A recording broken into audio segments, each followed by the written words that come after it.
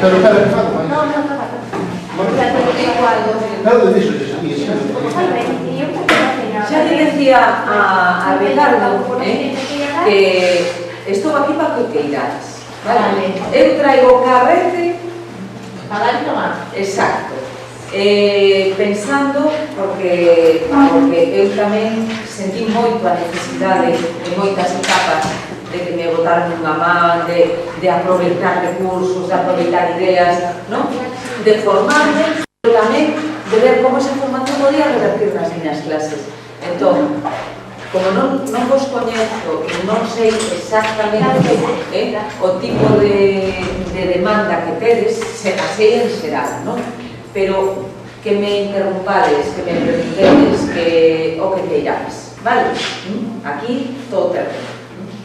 Xa sabedes que este é un tema amplísimo, interconectado, entón, bueno, imos vendo. Eu traigos unha proposta e sobre a marcha me ides dicindo. Eu a proposta que teño é dar unha revisión primeiro de todo o tema da masculinidade, porque de alguna maneira hai moitos temas que eu non sei se xa tedes certa formación, pero por exemplo o tema a mí dentro do que é este gran panorama que é a educación sentimental, a mí me parece que hai dous frentes que son os que de alguna maneira os de máis actualidade e os de máis necesidade para mí no momento no que estamos. Un deles é a repensar a masculinidade, ver que está pasando, porque eu creo que como educadores somos conscientes do problema que temos cos rapaces, frente a rapazas, o cambio social que están a dar as mozas, o que está a pasar cos chavales, a mí desde logo me preocupa moito. Entón este sería a primeira fase que a quero abreviar, porque donde realmente me quero meter máis é donde me dixeron, por vía Ricardo, ou por donde me dixeron que era a vos interese, que era que estabades apreciando relacións afectivas, relacións sexuais complicadas, relacións afectivas abusivas, violencia, microviolencia, estas cousas, entón aí sería donde faría o grosso da intervención, se vos parece. Vale.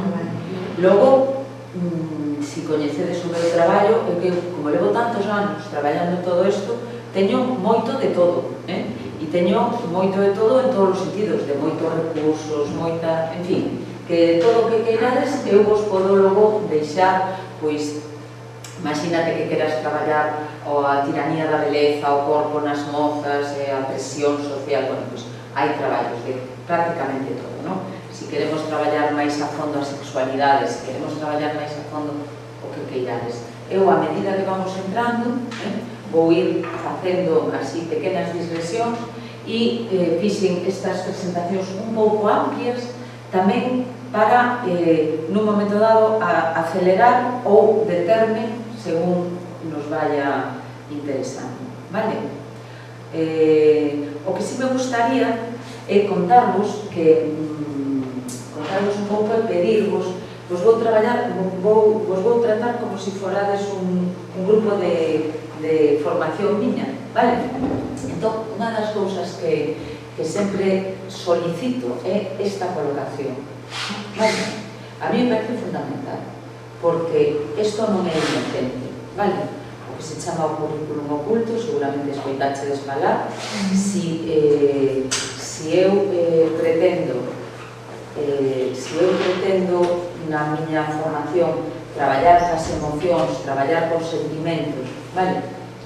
Traballar coa comunicación, coas habilidades sociais, etc., o que non podo é seguir o sistema tradicional de que todos miren para mí e eu sexa a voz. A mí me interesan moito as voces de todo o mundo e que todo o mundo, nun momento dado, poida intervir, poida participar e tamén saiba que están sentindo, pensando, incluso, pois eso, se hai miradas nerviosas, se hai incomodidades, se hai risas, se hai alegrías, bueno, pois todo eso, bueno, pois coñecelo e participar, vale? outra cousa que tamén me gustaría, que tamén fago en aula, é chamarlle a todo o mundo polo nome. Entón, poñemos diante o nome e colledes non unha foliña calquera con medio folio e me gustaría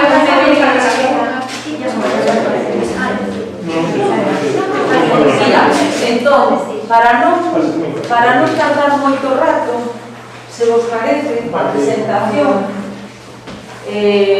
isto me gustaría facelo, bueno, podemos facelo, porque indo falar das cousas que imos falar, é moi interesante crear un clima agradable. Aquí nos interesa crear un clima distendido, falo na aula, non? Poder falar cómodamente, sinceramente e tal.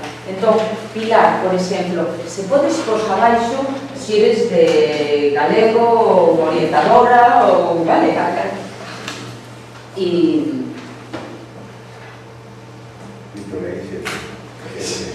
Director. Ai, Abelino, pensei que eras Abelino. Non, é moito máis común. Sí, Abelino. Pero Videira e conservas a moi ben. Laterino. Vos sois o vecino que me van a enganchar que te gustaba. A mí me dice, iba mal, toda charla, bueno, laterino. Bueno, leo al revés, xa. Xa vas cantando. Moi ben, tengo a orientadora. Pero para mirar De Carmen de Pérez, Carmen. Dale. Non sabe que viñeras. Eu son de Claro, de Instituto de Narrativa. Vivo aquí ao lado, pero como amablemente Begoña me acolleu, Pois encantada. igualmente. Moi ben. Elsa sei que de filosofía, somos colegas, a vos tería contado, non? Que levamos moitos anos facendo materiais e recursos, cursos e formación, en fin, estes de filosofía andamos sempre nela, non? Para bueno, pois nada. Menos que moito, temos que reciclarlo. Sí. Ainda... Mañana no día internacional da filosofía. Sí. Bueno, habrá que ter Un rollo, se ten un día o año para... Eso é sinónimo de que vos escribimos. Non sei se Ricardo vos ten contado algo da miña trayectoria profesional. Bueno, nada, basicamente eu son profe de filosofía, cando empecé a dar clase, empecé a derivar a miña orientación e a miña formación un pouco pola demanda, a propia demanda do alumnado, porque daquela tiñamos esa ética alternativa á religión, e aí, pois non sei se vos lembrades os que tedes máis anos, que era unha especie de caixón desastre que facíamos un pouco de todo, non? E, bueno, pois aí empecé a pulsar a xente e logo me daba conta que as clases de ética eran interesantísimas. A xente deixaba de ir a religión e viña as clases de ética. Por que? Porque iba satisfacendo a demanda, vale? E entón moitos nais e pais me decían: o meu fillo non ten clase, cando era tutora, por que non ten clase de educación sexual? Digo, porque eu uso fago en ética, non? Bueno, agora, afortunadamente, a ética é obligatoria, entón xa eu fago a todos e non teñen que optar, non? E aparte, bueno, eu estaba a facer a miña tese en Metafísica do Amor con Carlos Gurméndez e foi cando Carlos, cada vez que iba a Madrid, que era xa un ancianito de sus encantador, me decía, eu lle levaba eses legajos metafísicos das lecturas e tal e igual, e él me decía, bueno, vamos, e miraba os papeles, leía, eu os mandaba antes, tal, e me decía, cuéntame de tus clases. A él lo que lle interesaba era o que pasaba na clase no instituto, cando eu facía estas cousas. Entón, chegou un momento que me dixo, mira, a mí me parece tan interesante todo o que me contas das clases que eu creo que deberías de reorientar a tese. E así fixe. Reorientei na cara mirando un pouco hacia a práctica docente. hacia todo o que estaba facendo e sistematizar. Que eso moitas veces facemos as cousas intuitivamente, por iso vos lo digo, porque eu penso que todos facemos moitas cousas, pero as faz un pouco, así as veces un pouco choules por aquí, máis veces por alá, tal, non? E o que me decían era que podía sistematizar, e foi o que fixe de feito, non? E ver dende onde, dende as partes epistemolóxicas, que é un pouco o que facemos en filosofía, non? Darlle un corpo teórico a todo o que estaba facendo. E así foi como orientei a miña tese, e a partir de aí, bueno, pois, eu xa tiña libros publicados, por exemplo, este libro de Eros, non sei se o coñecedes, é un material didáctico para traballar todo o tema das relaciones afectivo-sexuais, e este libro xa estaba publicado, non? E despois xa fixen a tese e xa me fun especializando.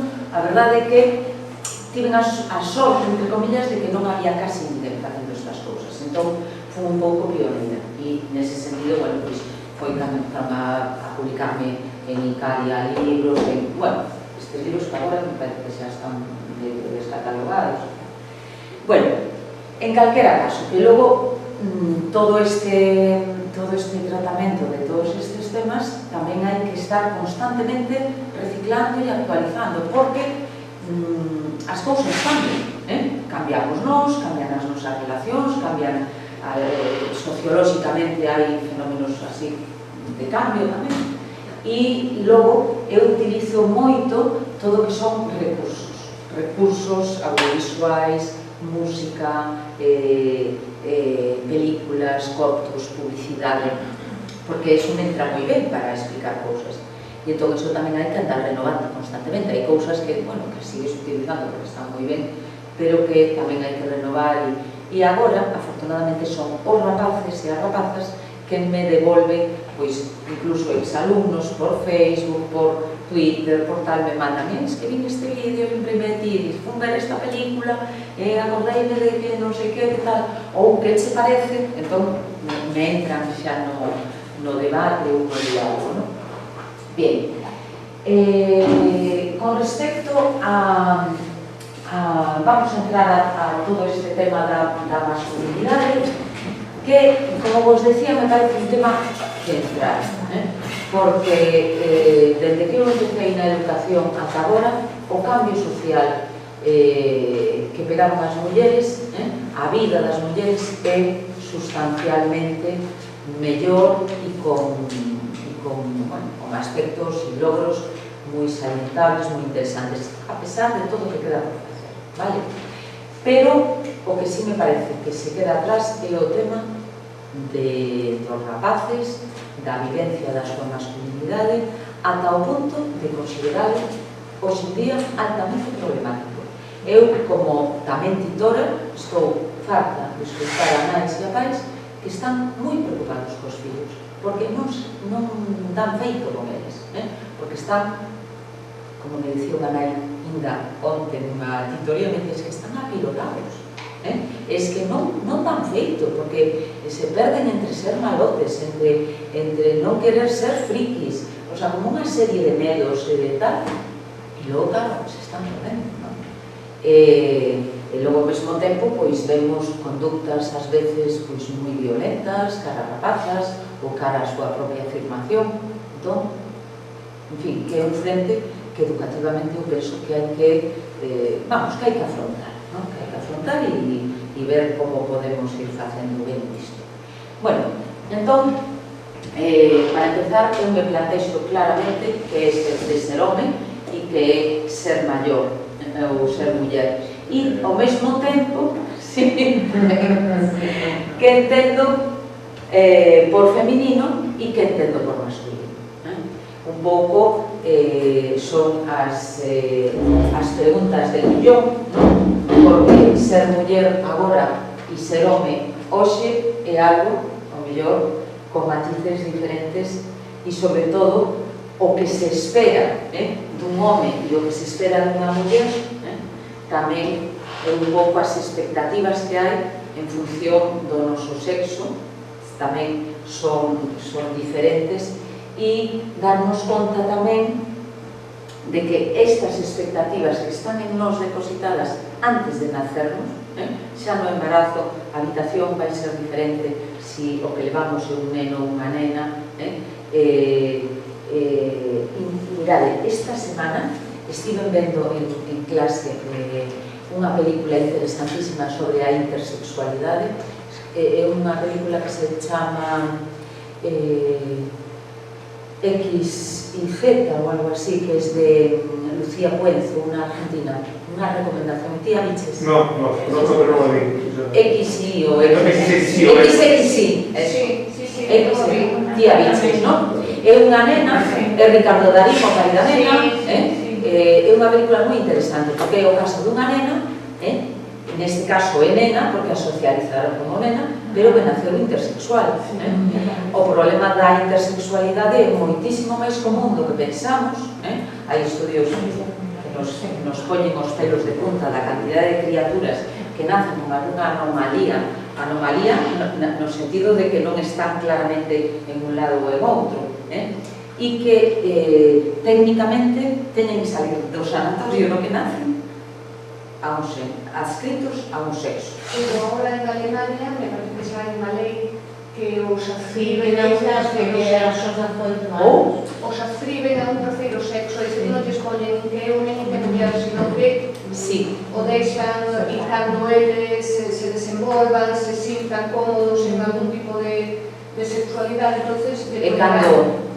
De todas maneiras, ti fíxate, si isto non fora tan rígido, non habería ningún problema en esperar. Decir, esta criatura xa se decantará, porque ao mellor temos unha anatomía con uns genitales de home ou de muller, pero logo ao mellor ten unhas gónadas, unhas hormonas, pode haber os sexos outros diferentes e pode haber aí conflicto.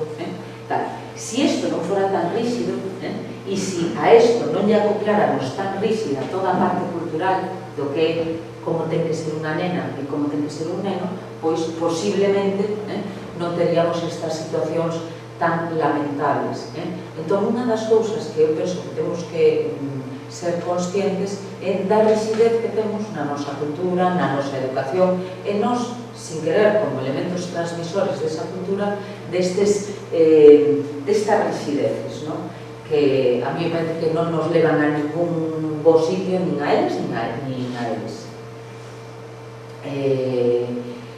Aquí un pouco recollo a idea de Simone de Beauvoir, cando di non se nace muller, chegase a selo. Que nos quere decir? Que sobre o que nacemos nos construímos nesa feminidade, nese ser muller é como un punto de chegada, non un punto de partida. A mí me parece que é moi interesante. E a isto lle sumo o que nos di Luis Cernuda, cando nos di no poemario este, no cancionero español, di: aprendín o oficio de home duramente. O sea, él tamén chegou, non naceu, vale? Chegou é un punto de chegada. E ademais, con dolor. A aprendizaxe da masculinidade é moi dura. E iso, moitas veces, tampouco somos conscientes, non? E me parece que non está de máis darlle unha volta a esa. Esta científica, Evelyn Fox-Keller, nos di que é a cirurxía cultural a que esgaza a homes e a mulleres. Ese ser humano queda claramente convertido en media persoa, porque ser dun ou doutra é levar cousas que non levan os outros e viceversa. Este sermos medias persoas cando poderíamos ser persoas enteiras. E, ademais, se isto é a cirurxía cultural, o sea, se é a cultura, isto ben poderíamos facelo de outra maneira, porque tamén aquí hai unha cousa que eu sempre prefiro que quede ben clara. Se realmente toda esta maneira de vivir a sexualidade e o xénero, a masculinidade e a feminidade, fora algo, digamos, natural, pois pouco teríamos que facer, porque é natural e chao. Non podemos facer nada. Mentres que si estamos no punto de que isto é cultural, por lo tanto educativo, algo que aprendemos, entón é aí onde podemos incidir, onde podemos incidir para que? Para mellorar, para vivir mellor, para tantas cousas, para ser seres humanos non desgazados, non divididos, sino ser máis completos e desenvolver unha potencialidade que de entrada temos negada, non? Que me parece unha pena. Ben, Miriam Miriam, esta joya de antropóloga, filósofa, que vos la recomendo, ten un libro estupendísimo que se chama Chicos son, hombres serán. Unha joya. Nese libro, además, esta ainda que é israelita, estudia e traballa en Estados Unidos, entón ten un libro, ese Chicos son, hombres serán, e fai todo este análisis entre masculinidade e violencia. E ela di que a masculinidade está asociada á violencia en todo, dende o xogo, dende a educación, a logo os comportamentos, nos fala dos delitos, nos fala de isto, non? Entón, aí vemos como casi o 90% dos delitos violentos son cometidos por homes, os datos que ela aporta, de mulleres maltratadas, as guerras, cousas de homes, entonces, bueno, ela nos diría, e que pasaría se fósemos as mulleres as responsables de toda a violencia? As cousas non iban a quedar seguramente así, non? Ben, causas que motivan a violencia. A violencia ven causada, digamos, primeiro pola desigualdade, porque non é o mesmo, como veíamos aí un rato, ser home que ser muller. E ademais ese ser home e ser muller ven despois imposta todo o que é a dictadura de xénero, como nos obrigan a sermos femeninas e a ser masculinos, e con unha contrapartida, e é que o femenino está infravalorado, pero non solamente infravalorado, porque hasta chega a ser un insulto. Ti eres un neno e haces unha cosa que non nos gusta, e te digo, non seas nenaza, ou non seas mariconaza, ou nena, ou isto es de tal, non? E logo, outra causa tamén son, que está relacionado con eso, son os micromachismos. No momento no que estamos a vivir, eses machismos de baixa intensidade son moi importantes, porque e esos son moi importantes de detectar, porque se nos damos conta, unha conducta machista ou violenta moi exagerada, enseguida vemos, enseguida denunciamos, pero, ollo, si é sutil, é que apenas te das conta, é prácticamente imperceptible. E os micromachismos están nas nosas conductas, están na nosa linguaxe e está na nosa cultura. Mirade, a semana pasada fui a Campo Lameiro co alumnado do Antropoloxía, ele veio o alumnado a ver ali o xacemento, a ver os petroglifos, e logo hai unha musealización. Bueno, pois, eu o que lle decía ao final, pedí unha entrevista ca directora da xestión daqui, e decía que me parecía absolutamente impresentable que en toda a visita as mulleres castresas fosen invisibles. Eu lle decía, non me podo creer que aquí en Campo Lameiro solamente houvese homes ao longo de todos os anos que tal. Por que? Porque si calquera visión era guerras, defensas, chamáns, todo eran homes. Os ídolos masculinos. Pastores. Sí, todo, pero todo o que ali remintían, entendemos o que quero dicir? Era todo en masculino. Entón, claro, eu lle digo, mira, eu me estou esforzando nas miñas aulas de antropoloxía para que vexa como en todo o que as nosas orixes, todo o que é a prehistoria, o colectivo humano tiña tarefa, non eran solo eles, agora chego aquí e lle digo, eso é violencia de xénero, e non vos dades conta, porque estades invisibilizando a mitade desa poboación, estades ninguneando, e ademais, o máis grave de todo, non é riguroso, non é científico, porque que criterio tes ti para decir, tes ti, o que fixo o vídeo, me dá igual, que a chamán non era unha muller, cando máis era moito máis posible que fose, porque eran as encargadas das plantas, das medicinas, despois da recolección eran as que estaban posiblemente máis nos asentamentos, claro. Pois, oye, tes toda a razón, e non me dera conta. Bueno, non se dera conta, vale? Bueno, pero resulta que non se dera conta ela e levábamos a 3 grupos e os 3 monitores de cada grupo tampouco se dera conta e non falara do tema. O sea que, como eu lle decía, estos son machismos de baixa intensidade que están entrando para a nosa cultura, están facéndonos ver esa hegemonía masculina que hoxe en día es que é pouco riguroso e pouco científico, xa sin ir máis longe, non? Independentemente do dano. Como os nenos aprenden a ser homes? Pois aprendizaxe da masculinidade, aquilo que aprendeu duramente Luis Cernuda, non? Por imitación, por reforzo positivo ou negativo, se haces algo que está considerado que está moi ben, te van a dar unha palmadinha, e se faz algo que tal, te van a chamar nenaza, con lo cual xa sabes que por aí non tal. E o medo a que? A non incorporarte, a ser rexeitado, etc. non? Entón, un tío que ten unha web interesantísima e traballos interesantísimos é Luis Bonino.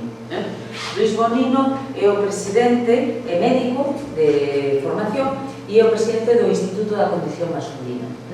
Entón, aí están constantemente con informes, e é un gran defensor de todo o que sería a educación en igualdade, vale? Entón, el nos fala deste concepto que a mí me parece moi interesante ter en conta e telo como referente, tanto se dou historia, como se dou galego, como se dou o que sexa, esta idea de que masculinidades hai moitas.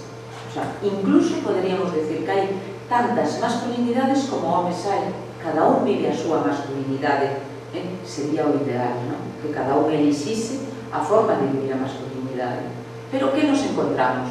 Que hai unha que é a hegemónica, que é a que manda, que é a que está aí, e dice, é unha forma de ser home que se impón como modelo a seguir, non é algo natural, senón que é algo construído socialmente e ademais imposto, vale? Entón, vamos a ver en que se basa esta masculinidade hegemónica. Pois esta autosuficiente, este ir sobrado, este chico malboro, con esa idea de ter que ser un pouco héroe, un pouco valente, esa tendencia ao risco. Outra clave é a diferenciación, nunca non ser muller, nunca e diferenciarse tamén dentro desa masculinidade hegemónica. Non teñen cabida os chamados menos homes, eses frikis, eses máis delicados, máis tensos, máis eses que non entran aí para nada. E entonces, claro, acadar eso é un reto para os nenos, é duro e complexo, e hai medo, os nenos teñen intrínsecamente ese medo de non estar á altura, de non quedar ben, e moitas, enténdese que moitas veces a saída con ese medo a non ser tan heroico, tan valente ou tan sobrado como se che pide, desenvolvas eso con violencia contra os que ti consideras máis débiles, que son as mulleres e tamén os menos homes. Eses nenos menos homes, fixamos, por exemplo, mulleres e menos homes son as víctimas nos casos de bullying, as víctimas de Ana, non? Bueno, isto lo voy a saltar. Enrique Gil Calvo, este sociólogo, porque isto meternos en moita tal. A masculinidade hegemónica, bueno, pois eso, provoca expectativas sobre as mulleres. Este ser home, ser triunfador, ser tal, fai que considere que as mulleres teñen que darlle atención, darlle servizos, facer unha serie de cuidados, que de alguna maneira apuntaran esa posición VIP de vivir como Dios, como falan todo. E logo vemos nas casas como isto, bueno, pois é o famoso escaqueo femenino, masculino. Sempre poño imaxes desas que a apaño por aí ou tal, ou me manda o alumnado, que cada vez teño a máis recolectores. Ben, e agora vamos a ver, porque a mí me parece que é moi interesante, porque eu son unha militante de todo isto, e o que me parece interesante é, se quero vender a moto, teño que ver exactamente, non podes simplemente valorar a parte negativa e quedar aí. Hai que ver a donde nos levaría isto en positivo, vale?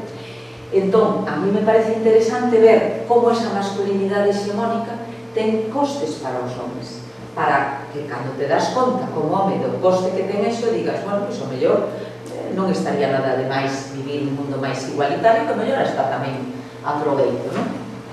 Entón, se vemos as taxas de accidentes, afogamentos, as incidencias en tabaquismo e alcoholismo, que conste que están xa... Este é un mundo que está cambiando, pero bueno, a menor esperanza de vida actualmente son 6 anos, se dice pronto, entre un home e unha muller, 6 anos de diferencia na esperanza de vida.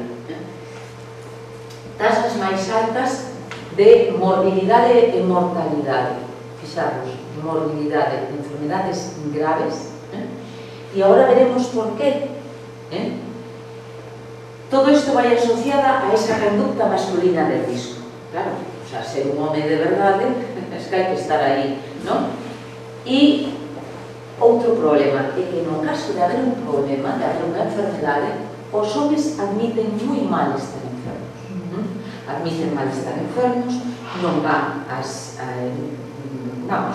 non lles gusta moito ir ao médico, non lles gusta moito seguir os tratamentos. Cantas veces vemos as nais, as mulleres, papá, non te olvides de que te toca la revisión, de que tomar la pastilla, ir a la rehabilitación, sempre alguén tirando de ti para que, e sempre hai alguén que dice que son tan malos enfermos. Entonces, mirade por aquí. De todas formas, a ver, dices que eso é todo consecuencia de unha conducta masculina de risco. O mellor non é eso, é simplemente que están afeitos a que digan que vai ao médico, que non sei que... Non sei que... La bomba que te trae... Pero, a ver, un pouco así de... Non será demasiado estereotipado todo. É dicir, algunhas cousas. Por exemplo, estou de acordo, a mí, conste que este planteamento parece moi bom. Este planteamento que está facendo ahora parece moi bom. No sentido de, bueno, pues vamos a decir aos homens o que significa para eles ser vais a compartir, porque igual non me llegan. Pero algunas cousas, como por exemplo esa de que os homens admiten peor, admitimos peor estar enfermos, eu, por exemplo, bueno, creo que son un pouco estereotipo, non? En algún momento, por lo que decía Pilar, pero hoxe eu creo que non creo que nas novas xeracións, non sei, pregunto, non podemos ter un pouco de chance, non? Sí. E logo despois, eses costes están asociados a unha mellor, digamos, a unha mellor vida. Quero dicir, porque son derivados, mira, por exemplo, a menor esperanza de vida como consecuencia, por exemplo, basicamente, donde, digamos, os hábitos de vida dos homens e das mulleres son moi diferentes, non? Claro, pero digamos, claro, depende se é a segunda parte. Pero eso é, digamos, ainda que ti che diga, oye, mira, que vas a vivir menos anos, ti tamén podes facer unha análisis rápida e dicir, bueno, pero digo... Estás pensando en fumar e beber, pero non estás pensando en esquillar co coche, é dicir, un factor que si forma parte dese estereotipo da masculinidade agresiva, ir na moto lucindo, ir no coche, e moitos acaban estampados. Claro, pero precisamente por eso había que diferenciarse un pouco aí. Porque, por exemplo, no que se fixe unha referencia, hoxe día, por exemplo, digamos, estás igualando a cuestión non porque os homens, digamos, teñan un mellor modo de vida tanto máis saudable, senón que as mulleres, digamos, están igualando no sentido como moito máis do que vivían antes. Con o cal ese, digamos, 6 anos se está igualando un pouco no sentido máis negativo, probablemente, non no sentido máis positivo. Sí, pero de todas maneras a esperanza de vida tes aí, eh? Sí, bueno, a esperanza de vida como consecuencia de un proceso máis lento, non? Por decir, de momento, por exemplo, non sei, agora sin datos, pero cantas mulleres morrían por cáncer do pulmón fai 20 anos, pois máis moi poucos se llegan a ver máis, non sería un exemplo, non? Bueno, eu vos digo que moitas destas cousas que vos estou contando, que fixen un traballo para a sanidade hai 3 anos, con equipo médico, e todas estas cousas que vos conto están apoiadas en datos, Sí, no, eso non foi en dúbida. en datos aportados polo...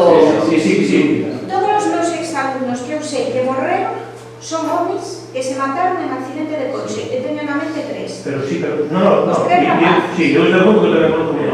Sí, Pero ni que eso. ¿Vos acordáis de aquello que decía las drogas son malas porque matan lentamente y no sé qué?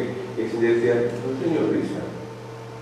Dame igual, es decir, un modelo de vida de riesgo es un modelo preferible, justamente con riesgos, asumiendo los riesgos, a un modelo de vida donde, digamos, se procura no correr ningún riesgo, se ten en cuenta, es decir, se proyecta como un bien a vida, a duración da vida, o que tampouco é un ben absoluto, sino probablemente discutible en muchos aspectos. Quiero decir, que este tipo de consecuencias que ten por vivir de acordo con este estereotipo de masculinidade no son especialmente vividas como negativas para aquellos que van dirigidos.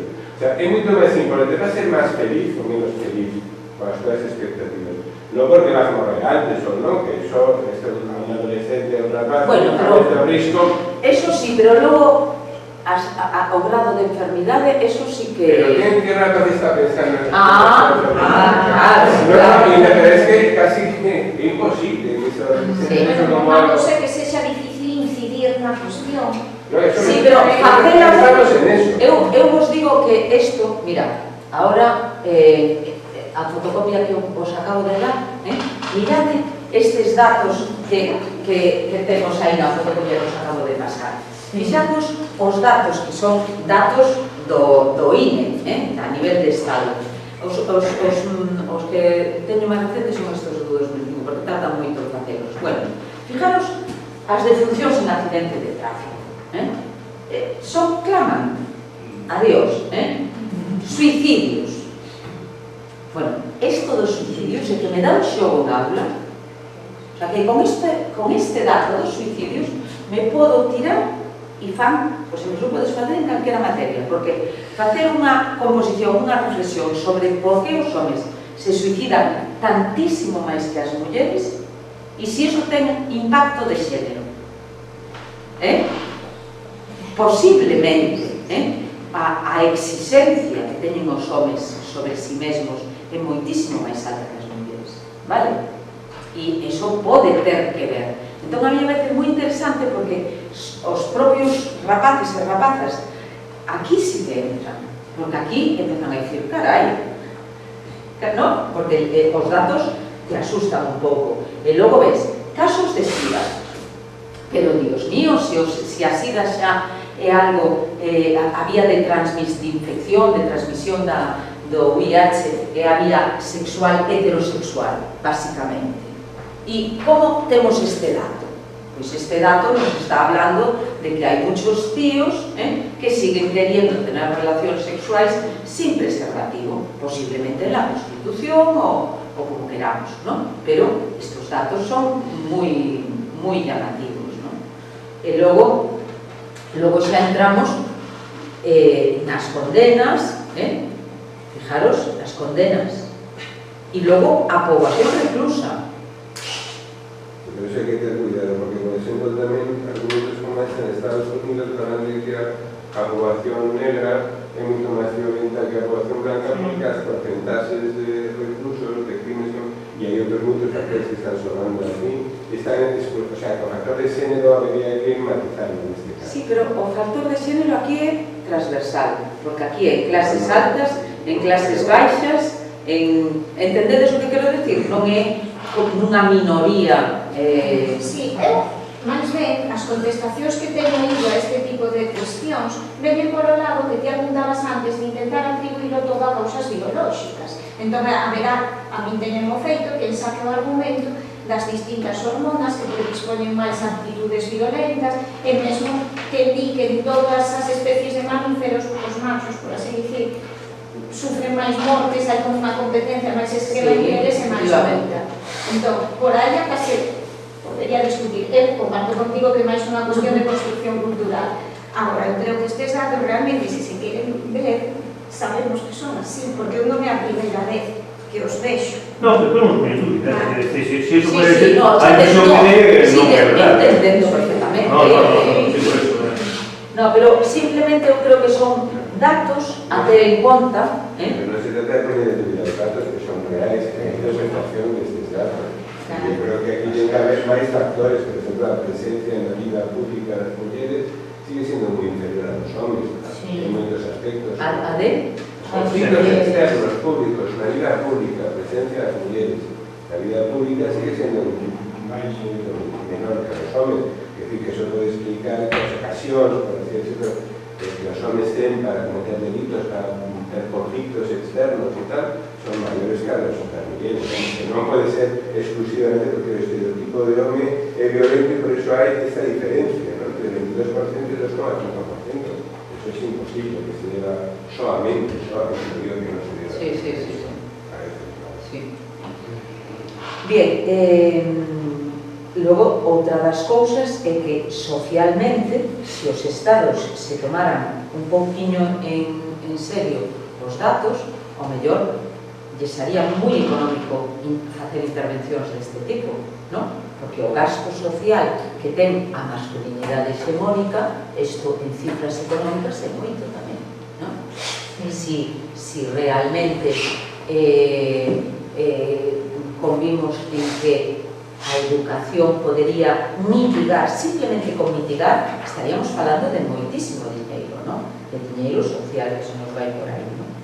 Fijaros, Bonino, o que vos falaba antes, comenta que o tedes aí na esta, que no Centro de Paraplésicos de Toledo, casi todas as mulleres ingresadas por accidente de tráfico eran acompañantes de conductores temerarios e imprudentes, ou foron atropeladas ou impactadas por coches conducidos por pilotos imprudentes ou baixo efectos do alcohol. Son datos moi heavies, non? Non sei. Bien, e o que máis nos afecta a nosotros, o que máis nos afecta, o tema, Nada, esa es que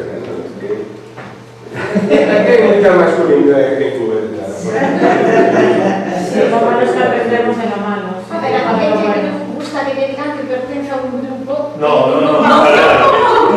mira, perdona, María, sabes o que che digo? Que é moi importante ter en conta que a masculinidade hegemónica non quere decir que a xente que coñecemos, que os homes que coñecemos estean aí, porque, e o dixen ao principio, hai tantas formas de masculinidade como homes hai, e cada un fai o que pode. Y normalmente uno se relaciona con la gente que es más de tu gusto.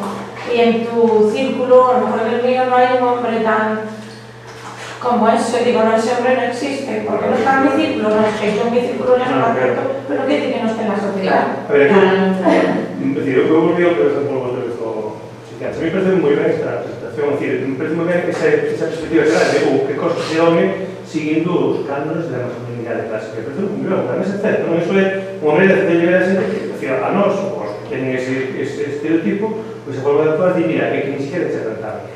Pero o que quero dicir é que hai que poñer un certo perspectiva, por exemplo, os accidentes do tráfico.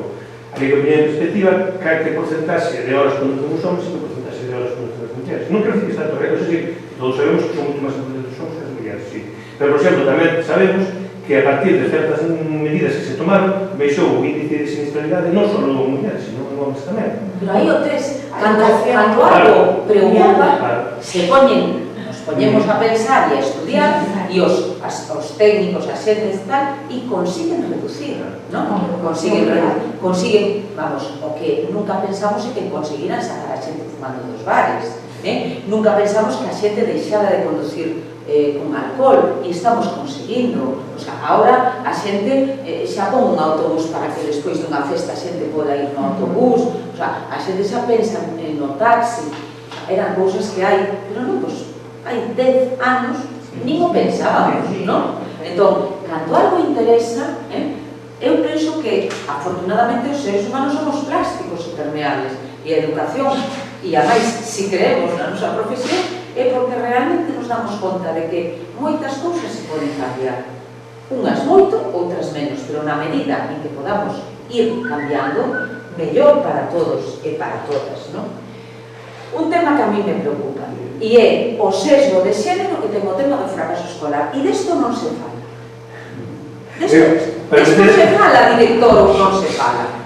Non é gravísimo, porque eu xa non recordo alumnos meus de ciencias, eu son titora sempre do segundo de bacharelato de ciencias, e que non poden facer medicina. E dis tú, pois vaya, por qué? Porque estuveron facendo pardo, porque son tíos superválidos, pero non poden facer as carreiras que queren. Por qué? Que os vos vou contar? Este instituto, na miña percepción, é un pouco peculiar a ese respecto. Sí. Porque eu aquí percibo entre os moi bons bastante igualdade entre rapaces e rapazas, cousa que non era a miña experiencia previa. De feito, nunca tiven tantos bons alumnos varons como aquí, pero aquí non vos pasa vos que se miras os deces en xeral está bastante equilibrado. Sí. Si nos damos eso relativamente no. O abandono La segunda escolar, mensaje. Abandono é mal. A formación básica vai Mirad, por cada 5. mirad o dato de abandono. Pero son estadísticas distintas. Os vos, a élite, que presumimos a media, aí é un número. E que abandonan. Pero sabes que pasa? Todos homes, todos homes. Que este puede haber un gran problema que é, o gran problema que logo despois non hai unha correlación con as posicións como son os mellores nos postos de traballo. Sí, vale. Non, aí é un estado de momento. Yo creo que vai a chegar un Pero que vai chegar un momento. Mira, médicos, no necesitan. Sí, pero se combina, pero sí. Entonces, cambios después de poder ahí. Si falamos de vía oposición, sí. Pero si falamos de vía empresa privada, no. Pero hasta es Bueno, porque hay patrones masculinos de decisión. Eso, para conseguir, digamos, que se igualen esas estadísticas, o paso sería, evidentemente, ir a que eso luego tuviera unha correlación con el puesto de traballo. Eso sí, que entonces eso implica aumentar. Claro. Que si eu quero triunfar, teño que ter unha boa... Pero en cousas que igual saen despois, como por exemplo a vivencia da paternidade e a maternidade. Para chegar a esa igualdade na empresa privada, entón homes e mulleres terían de ser iguais respecto ao cuidado dos fillos e, polo tanto, o medo dun empresario a hora de contratar unha muller debería ser igual que a hora de contratar unha muller. Eso non pasa. O sea, se pasa por outra máis das desigualdades que están. Como podo sair aquí? un pai que vai a ser maternidade. Aquí le doy a este y no le va. Empezamos. Totalmente de acuerdo. Pero claro, por supuesto que primero se pone enfermo Se y para que cada quede a la como mejor. este que son donados exactamente a pasar de baixa o mesmo tempo que Y aquí espera. que sabe que No, está bien, Pero que verdad que no se puede quiero ir a los enfermos, es que queda así. Ah, voy por aquí, ¿no? Ponerlo de encima médica y que falta eso claro, y cuando después colega, ¿ves? Cuando colega no es otra cosa.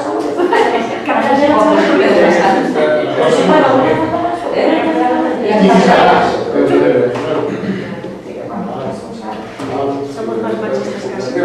Bueno, siempre dije que debemos estar en casa. Que muy feliz. No es una cosa que no se llama. Somos más machistas que así. No, yo lo veo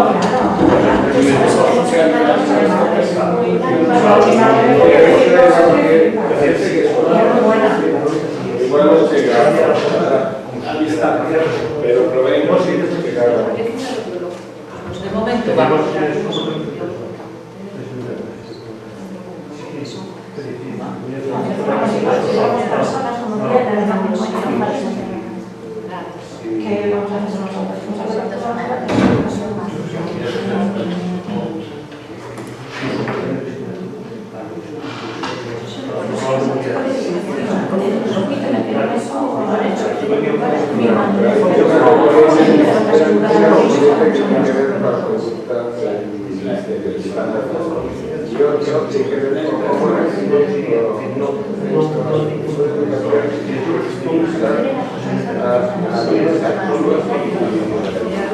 Sí, totalmente. Pero sí, sí,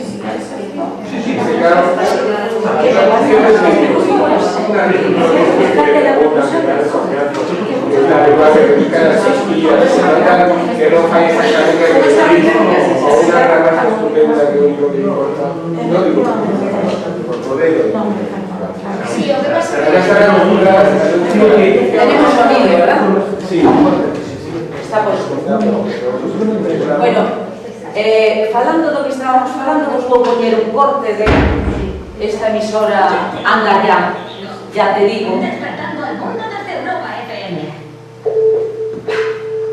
Dígame. Hola, que le llamaba por la oferta de trabajo que tenéis en el periódico. Para que me expliques un poco qué consistía. Bueno, pues tienes. 29. Pues verás que el trabajo es de dependiente de los supermercados. Sí. Lo que pasa es que tendrás que ir rodando en diferentes puestos según las necesidades a las que nos quedamos hoy dedicados. Hay diferentes puestos y tareas. Sí, bueno, igual te tocan unas horas en la pescadería, otras podrías ser en carnicería o directamente en la casa. Vaya, sí que hay varias tareas, ¿no? Bueno, incluso algunos días puedes hacer la manita de servicio de limpieza, que también sería bastante importante. O sea, también habría que hacer las tareas de limpieza. ¿Te gustaría hacerlo? No tendría problema en limpiar también. Y bueno, aparte también tener en cuenta que hay días que, bueno, tendrás que quedar con el inventario para poder reponer productos. O sea, que también había de reponedora. Sí, claro. Vale. Sí, dígame. Hola, mira, que llamo por el anuncio de la prensa espírita.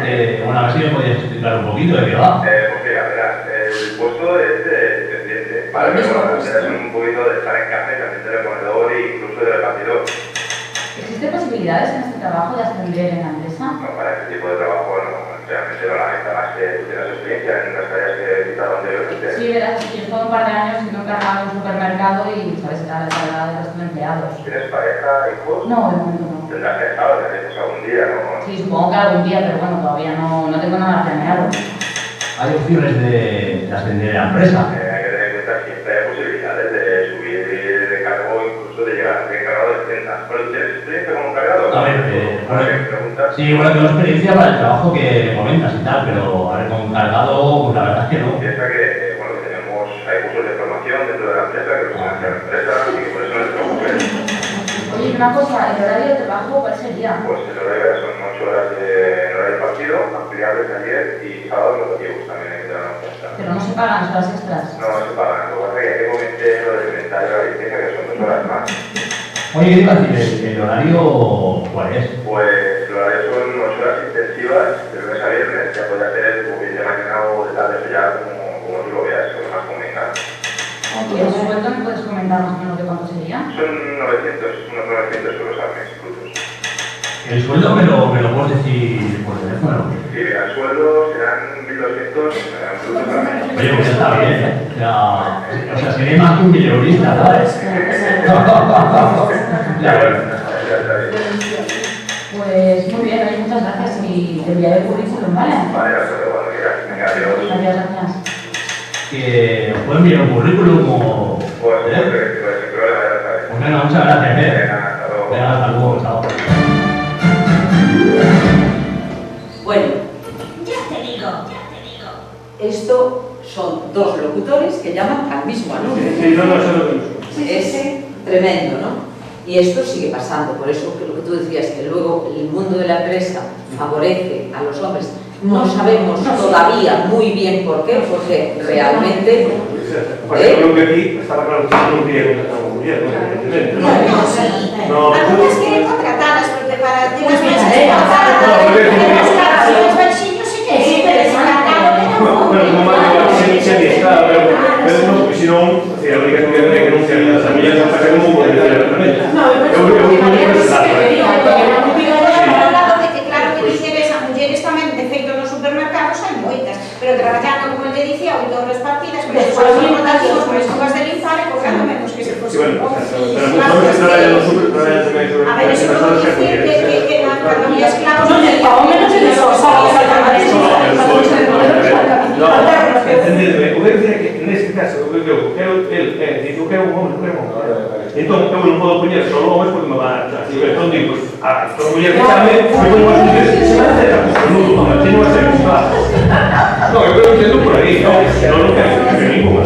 Outra cosa que digas que as mulleres que van a echar na práctica, outra cousa que é o que pasa. Non tengo explicación. Como? Non, eu non digo ela. Digo, como que ela me dice, eu digo que si non van a salir no marido de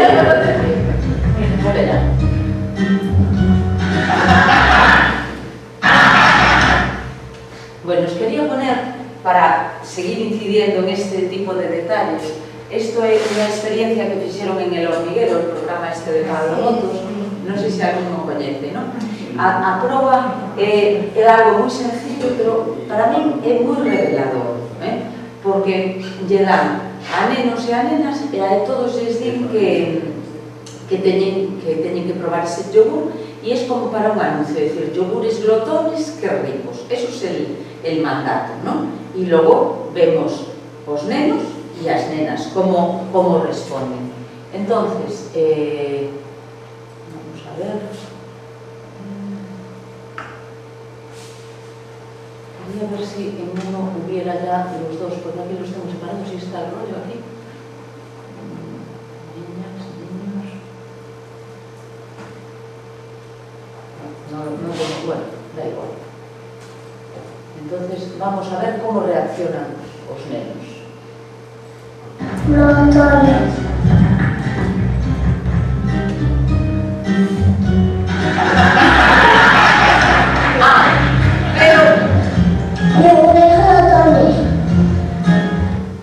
¿Qué problema hay? Que les pusieron sal y entonces les sabe fatal. Entonces estás viendo cómo los niños de repente lo van a tomar tranquilamente y danse cuenta que digan, caray, pero esto no es normal que no, y teñen que decir que ricos, ¿no? ¡Qué rico!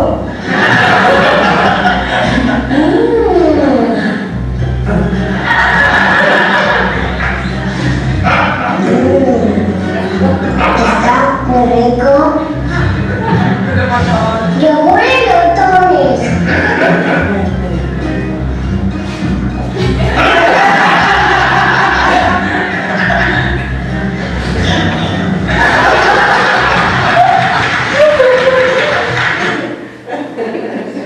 Y ahora vamos a ver, es este, el de las niñas. Es este, ¿no? Sí. Mirad qué diferencias observamos. Yogur y glotones.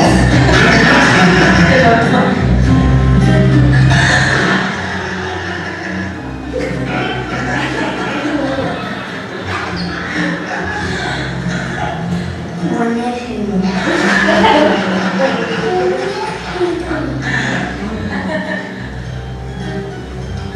Qué bueno. Yogur y glotones.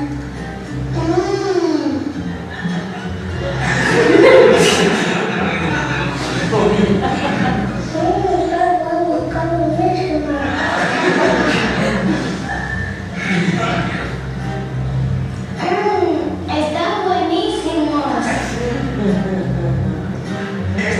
Yogur y glotones.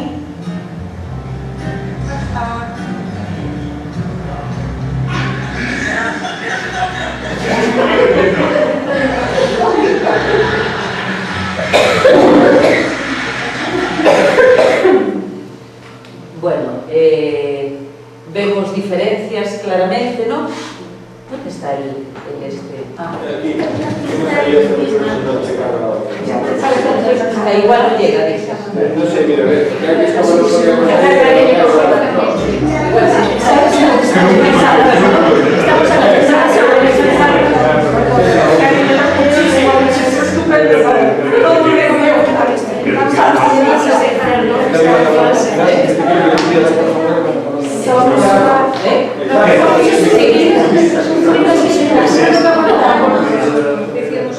Bien. ¿Qué les gusta ser de qué somos? ¿Qué tal estado, cariño? Sí, muy bien todo. Bueno, apreciamos la diferencia entre niños y niñas.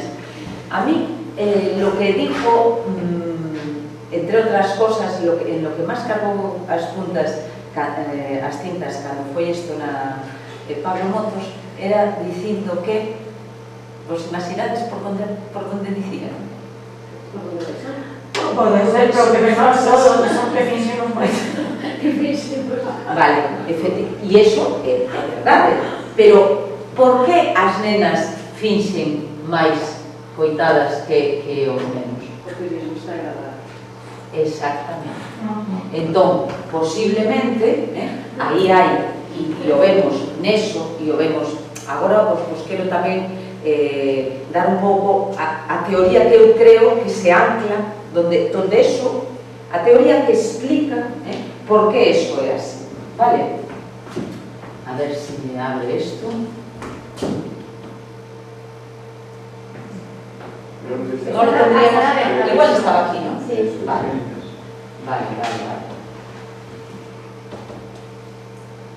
Bien. Realmente vemos que los niños no tienen que cortarse tanto, ¿no? Y si no les gusta, pues da igual. Las niñas, este rollo de agradar, ¿no? Desde la diapositiva todo lo dice. No, eso Bueno, entonces si le doy aquí, no me la pone, ¿no? no, es que Ver. Ahí te a cuarta, presentación F5. No, eso es Pero eso es todo. Es que me parece que no más puede Bueno, pero no hay aquí esta de... No, que aquí cada no, ordenador, ahora sí. cada ordenador tiene un rollo. No, ese PowerPoint no es PowerPoint. Ah, este es LibreOffice, sí. Claro, por eso no es necesario. Bueno, mira, me deja, sí que me deja. Sobre la diapositiva te la dejo. Ajá, sí. Bueno, entón, o que vos quería contar é que eu atopei isto que me parece que é unha teoría que pode axudarnos a entender como funcionamos, dende nenas e dende nenos, uns e outros, non? E entón, é a identidade, a máis profunda identidade, donde, como se forma e como nos vamos facendo homes ou como nos vamos facendo mulleres. E aquí temos a teoría hasta Freud, resumindo moito, falaba que era o que nos configuraba a identidade masculina e femenina era a presencia ou a ausencia de género. Pero Nancy Chodorov, que é unha alumna de Freud, lle dá a volta e di que a feminidade non é a ausencia, depende, sino que é precisamente a masculinidade a que padece unha perda. E di que a perda está basicamente centrada en a ruptura do neno coa nai. E, ademais, nos fala de como se iso, o neno ten que facerse home distanciándose do modelo da nai ata negalo, ser home e non ser muller. O sea, según esta psicóloga, esta psicoanalista, o problema da masculinidade é que un neno ten o seu vínculo, o seu apego a súa nai, o máis forte. Cando a nai está ausente, é basicamente a cuidadora, que é unha muller, a profesora na guardería, son basicamente universos femininos, non? E entón, o neno, para facerse home, tense que ir afastando da nai, das personas que realmente el quería e el consideraba, non? Entón, ela di, Nancy Chodorov, as nenas identificanse ca nai, a teñen de modelo, e é moi doado, porque é un modelo inmediato. Sin embargo, o neno construe a súa imaxe negando o modelo. O sea, psicolóxicamente, para unha personiña tan pequerrecha e tan indefensa, nos fala de que este ter que negar, partir dunha negación, é como conflictivo e é difícil psicolóxicamente, non? Entón, di que a identidade masculina formase a través da separación. E ademais, antes de entrar aquí, ademais, esta separación é buscar un modelo que está no masculino, no pai, pero que é un modelo que non atopa no seu círculo máis cercano, non? Porque o pai está moito menos na casa, os homes non están nas guarderías, non son cuidadores, etc. Entón, ele ten que, casi que, idealizar o modelo que ten que imitar sin telo tan diante, non? Entón, decía que precisamente esta construción da identidade posiblemente faga que os nenos sintan perigo nas relacións emocionais moi íntimas e moi cercanas e por iso escapan un pouco e incluso esa dificultade da masculinidade para sintonizar cas emocións, para contar, para relatar emocións e sentimentos, para comunicar esas cousas que tantas veces vemos que son, que xa veremos agora cando falemos das relacións amorosas, non? Que é o reproche que as mulleres tantas veces que facemos os homes, non? Que non contan, que non expresan, que non queren entrar aí. E hai outro, ese sería un dos piares, e outro, a meu modo de ver, que creo que nos axuda. A mí me ten que entender as cousas, non? E para entenderlas, por eso ando sempre buscando por aí como se leva a cabo o desenvolvemento moral das persoas. Isto en psicología, en filosofía tamén o estudiamos, e basicamente o punto de partida nestas investigaciones, o sea, como adquirimos a moral. Temos a Kohlberg, que é o pai de toda esta historia, o famosísimo. Resulta que señores tan famosos, tan científicos e tan cotizados e tal, resulta que na súa investigación sobre a adquisición do criterio moral infantil solamente coñen a mostra de nenos e se lanza unha teoría que é a teoría universal sobre o desenvolvemento moral.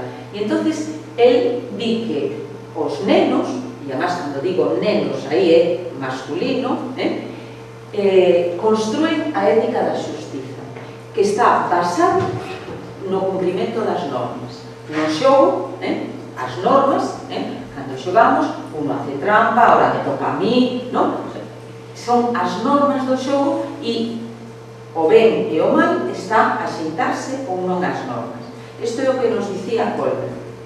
Bueno, pois unha vez máis, ven unha discípula, Carol Gilligan, esta anglosaxona, nos di que, claro, que é discípula, pero que se dá conta que o seu mestre solamente analizou homes, nenos, e que eso posiblemente desviara os resultados. Entón, ela investiga tamén con nenas e se dá conta que o conto cambia, porque para as mulleres non é, para as nenas, xa de pequenas, a ética da xustiza queda nun segundo plano. Non é cumprir as normas o criterio moral. O criterio moral para as nenas é a responsabilidade interpersoal. O sea, unha nena lle parece máis importante satisfacer a unha persona que o está pasando mal, a unha persona que está sufrindo, a unha persona que ten desvantaxe. Prefire favorecer a esa persona aínda que iso supoña unha trampa. Entendedes esa cousa? A mí me parece moi interesante porque hai incluso hai un conto de Anne Fine, non sei se conocéis Anne Fine, escrito. Anne Fine ten un conto desos de Alfaguara juvenil que relata moi ben isto que di ela. Seguramente Anne Fine a mellor nin coñece esta teoría, pero está claramente representado. Esta é unha carreira, bueno, pois é unha clase que ten que facer unha carreira de obstáculos e tal, e ela é a protagonista, a nena, é unha das que quere gañar, pero hai un neno que non me acordo que problemas tiña, que tiña unha perna e que tiña unha discapacidade, e que ese neno tiña unha obsesión por gañar e non sei que. Entón, a nena, cando ve, a nena tiña como moito interés en que ese neno discapacitado que fora gañase, entón, ela artella aí unha especie de trampa para que o que vai gañar non gañe. Unha especie de zancadilla, non sei que lle fai para que non gañe. E ni siquiera por gañar ela, é porque gañe que nela considera que estaría guai que gañara porque tal. Ética do cuidado. Moral, cuidado, porque ela en inglés, cuidado é care, non? Entonces, é esta ética do cuidado. Entón, a moral, o principio moral está máis nesa responsabilidade, nese proteger, ese cuidado no sentido amplio, cuidar, proteger, termar, estar aí, etc. Por lo tanto, temos unha identidade femenina volcada no cuidado, unha identidade masculina no sentido moral volcada na xustiza. Isto nos marca xa dúas maneiras de estar no mundo ben diferentes. Bueno, os iba a poner isto. non sei como, a ver se me vai. A ver se me vai para atrás. Aquí está. Si, es que es lo que dices, que non chega. Bueno, entón, nesta ética da cuidado, as mulleres fan o papel de cuidadoras, pero que pasa? Son tareas con pouco valor, con pouco prestixio, e esta preocupación é considerada incluso unha debilidade. Moitas mulleres satisfán as necesidades de outros e non as súas. E este esquema, veredes como agora revisamos as relacións afectivas, vai estar aí pivotando todo o que son as relacións afectivas e amorosas. Bueno, tengo mucho máis de isto da masculinidade, pero casi prefiro, si vos parece, entrar na... E isto si lo abro igual tiene máis cobertura, máis alcance. No creo, pero mira... Bueno. Mientras, podéis pasar... Siempre podés, si quieres escribir algo, te puedes abrir aquí un texto. Oye, pasa. Si puedes abrir un texto aquí, un teclado. Ajá, vale. Vale, porque como non uso nunca esto, bueno, esto vou a echar e vou a ver... Amor romántico, moi ben, guai, gracias por recordarme lo que hacer. Lo preparaste esa parte al principio. Sí, que xa non me lembraba presentación. Bueno, estou repartindo materiais aí a que teñades, agora vamos a repartir outro máis,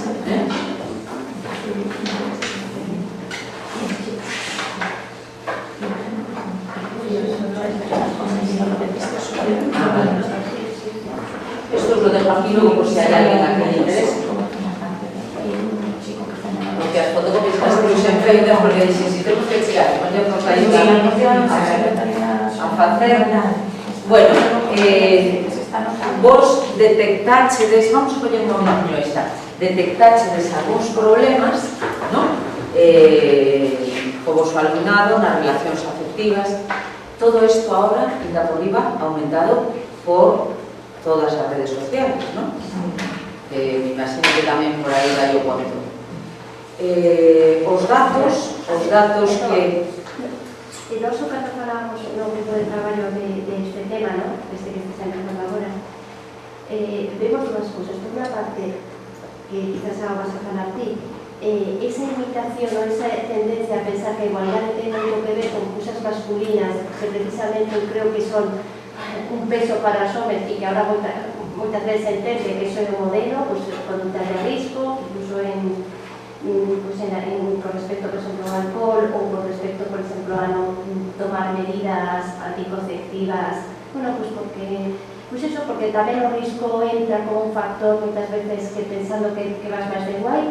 Eso por una parte, y luego en la relación afectiva, esa presión de a mellor non ter relacións genitais, ainda non estando preparada, é dicir, porque si no va a venir otra, eso que sí, y me levanta el... Sí. O soy la única de mi grupo que no ha tenido. Entonces, esto dices, madre mía, algo estamos entendiendo, algo estamos haciendo mal, ¿no? Porque si en este punto estamos entiendo la etapa educativa en la que está, entendiendo eso, ainda así me preocupa. Preocúpame porque luego además en ese discurso está todo el tema, ¿no? de que entender que además, bueno, de rapazas en segundo o en tercero de eso que te din, esa está teniendo una relación, bueno, pues de xente de 20 e tantos anos, o sea, de sair solo co mozo, que o mozo xa está na casa, que dices, pero vamos a ver, con 14 anos, sí, es que xa nos coñecemos os pais, tal, pero estou dicindo de terceiro da ESO e non caso, O sea, y sí. Tienes que estar viviendo en otra etapa. No, es que los pais saben esa forma, sí, se conocen, pero la idea de tus pais no en la etapa. Entonces, sí que nos preocupa cómo podemos de alguna manera incidir para hacerles a ellos reflexionar sobre todo esto, ¿no? Sí, moi ben. A mí me parece que... O tema que ti detectas tamén, cando Sí. sale un pouco todo o tema afectivo, tal, ¿no? Sí. Claramente, eu creo que estamos vivindo momentos moi complicados no afectivo sexual, nas relacións amorosas. Hai momentos, estamos nun momento de transición, un momento de cambio, que es, como pode ser, por exemplo, son moitas cousas, porque son tanto os grados de igualdade conseguidos, a desigualdade aínda existente. Logo, a nivel sociolóxico, poderíamos ver tamén o que está pasando as familias. As familias teñen moi pouco tempo para con estes traballos basuras, contratos con leoninos de horarios e tal. A xente ten moi pouco tempo para estar para as criaturas e para todo, desde para axudarles a estudiar, a poñerles límites, a non consentidos, porque moitas veces os vemos moi consentidos, non, etc. E tamén para falar.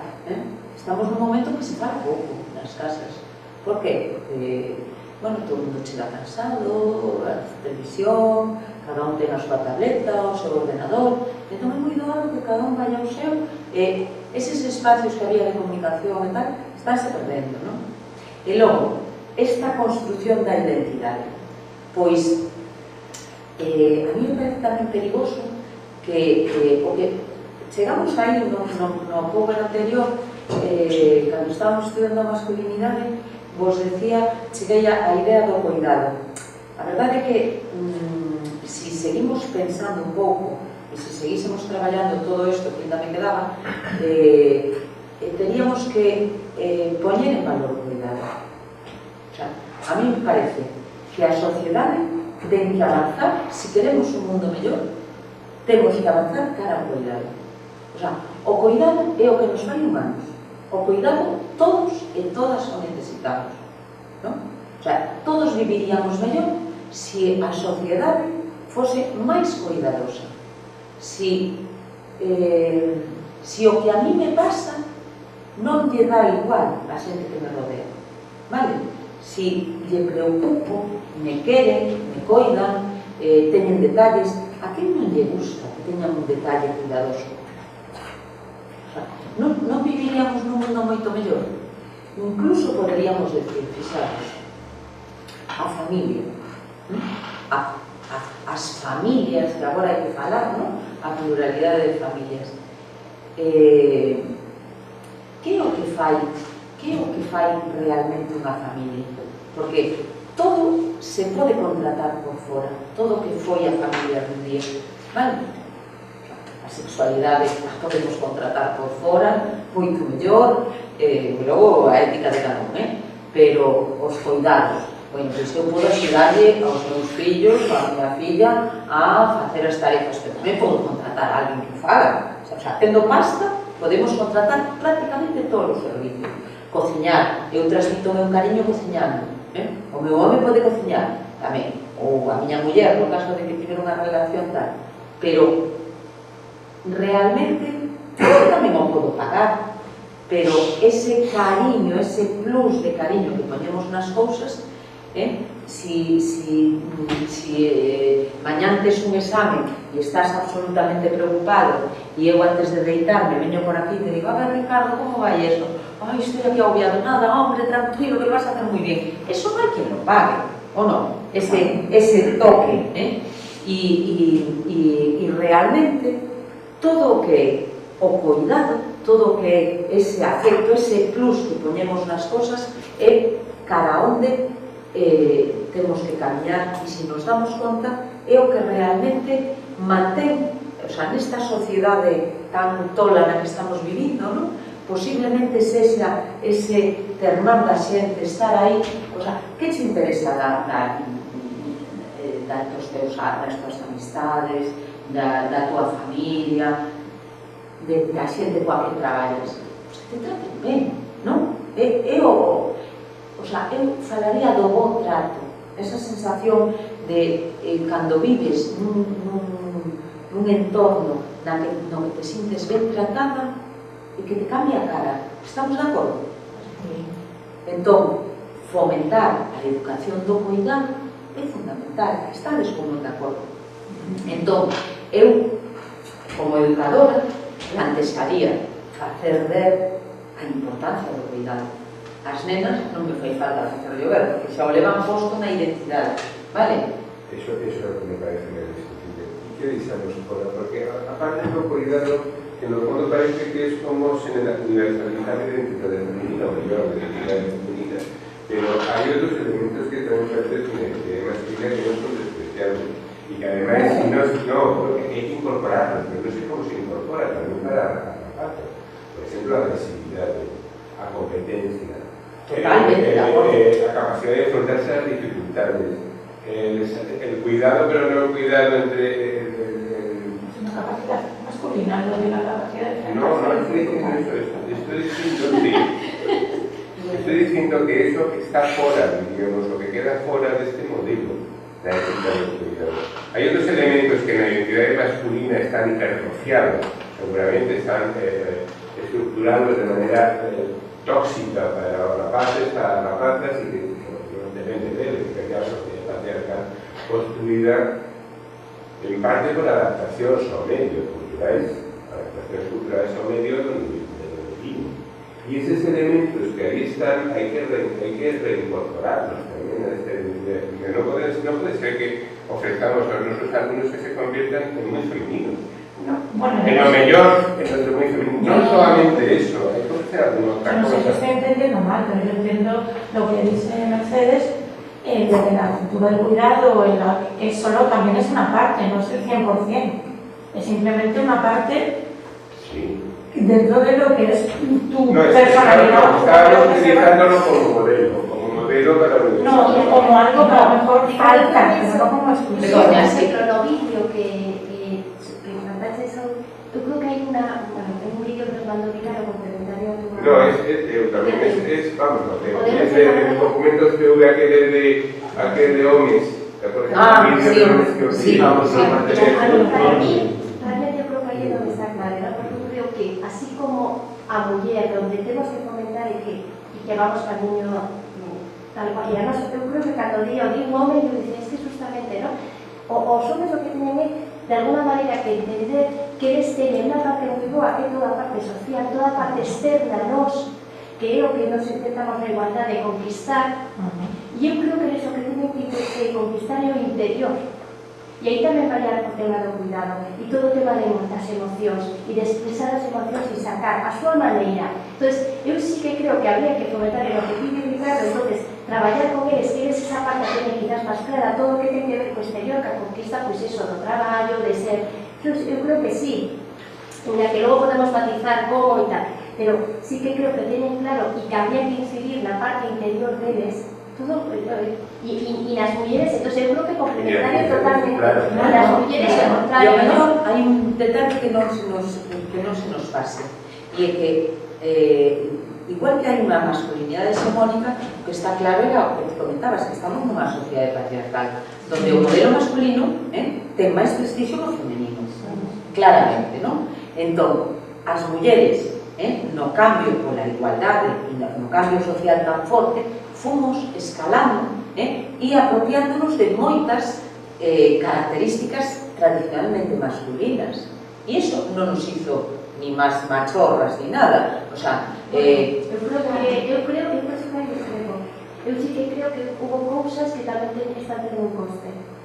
Bueno, por supuesto, bueno. No de esa accesibilidade en ver modelos de subpensador ao mundo da empresa en mujeres, que logo casi son peores, pero se non fuse madre... Bueno, pero ese... No, pero...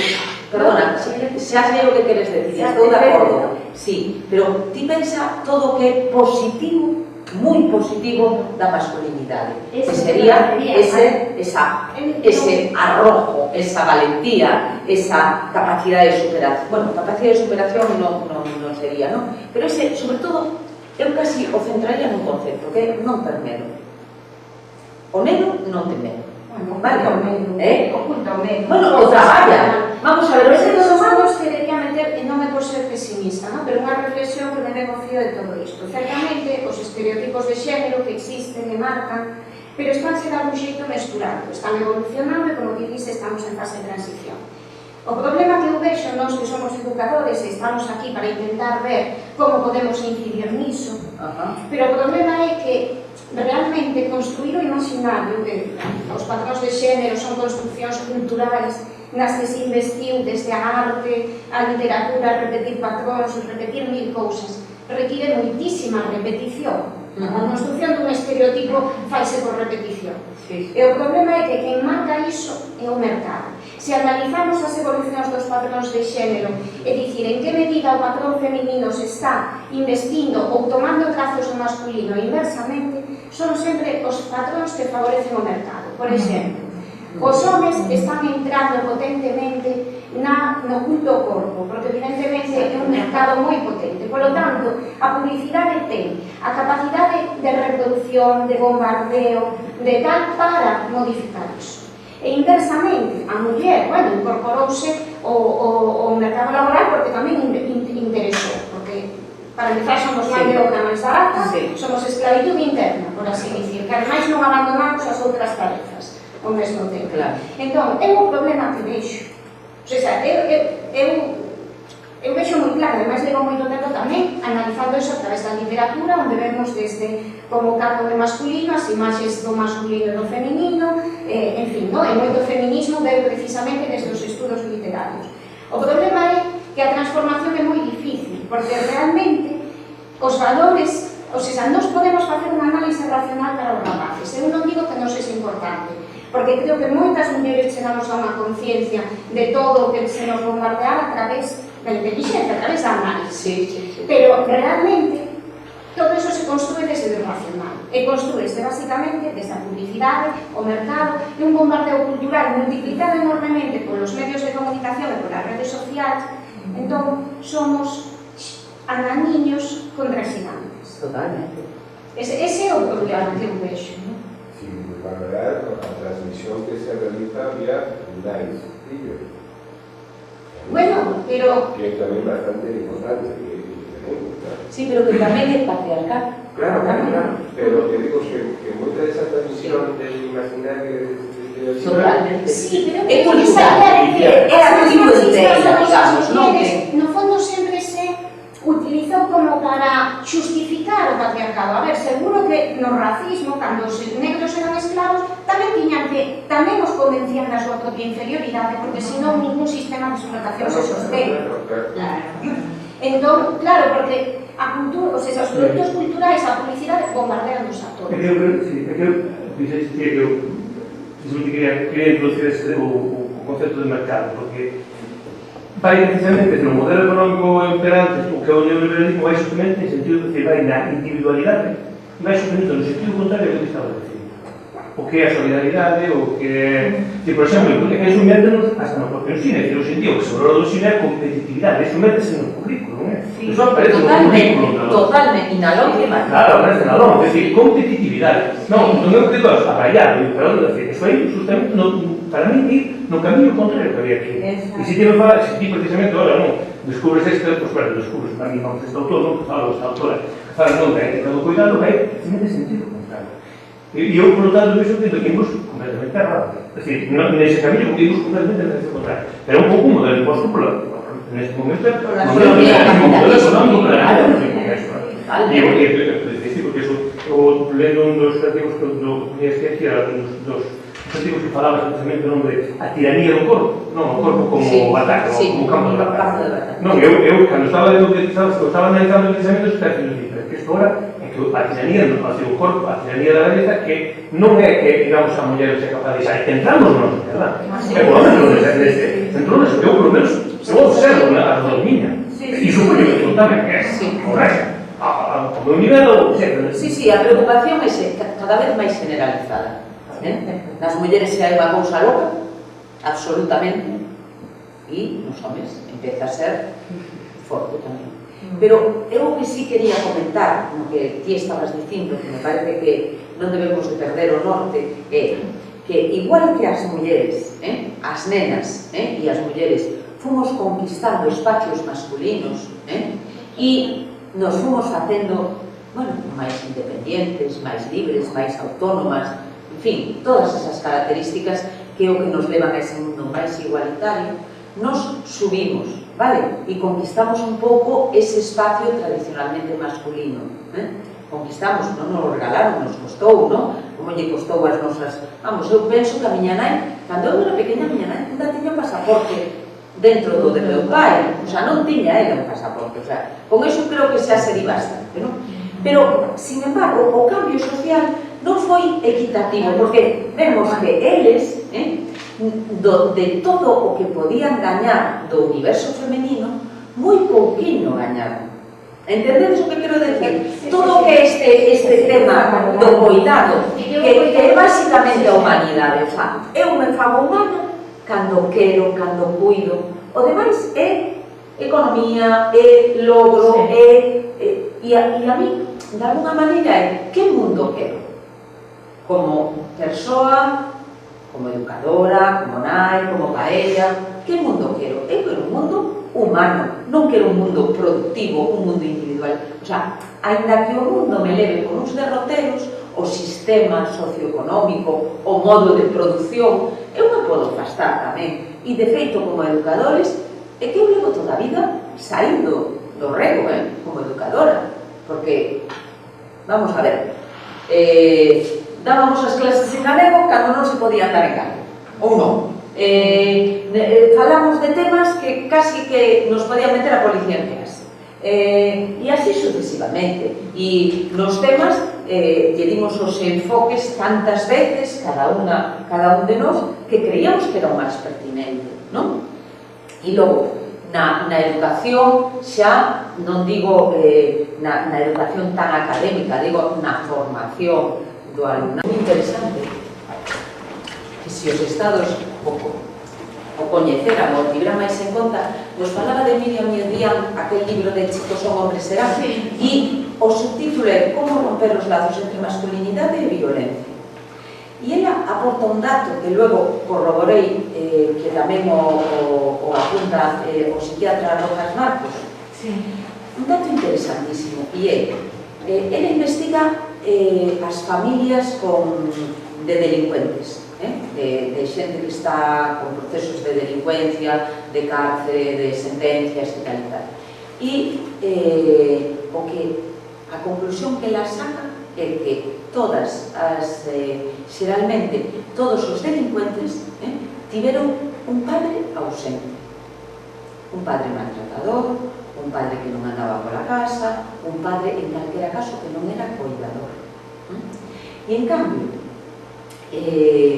logo fixo outras investigacións de, por exemplo, en aulas, en traballos, esa persona que consideramos buen tío, buen compañero, buen esposo, ese tío que vemos guai, ela investiga el perfil familiar dese tío, e, a máis estas americanas, xa sabes que nos apabullan os datos. Entón, ela que descubre que todos os que son buenos tíos, digamos, teñen na súa familia un pai presente. Teñen unha nai que traballa fora, un pai que quedou na casa, ou un pai que compartiu tarefas de cuidado cos nenos. Por qué? Porque ese neno aprendeu o cuidado casi sin decatarse. Por qué? Porque tiña un pai na casa, un pai presente.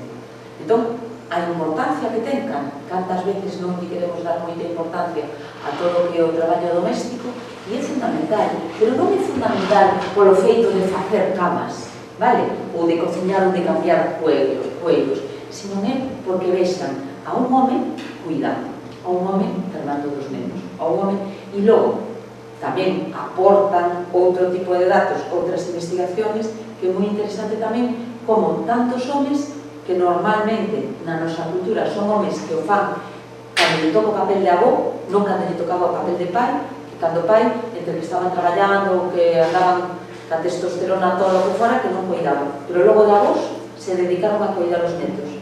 E investigacións que din o alto grado de satisfacción que lles conlevaba, vamos, cando de repente encontran que o sentido da súa vida é moito máis eso de coidar porque realmente é un disfrute, un enriquecimento no persoal, non?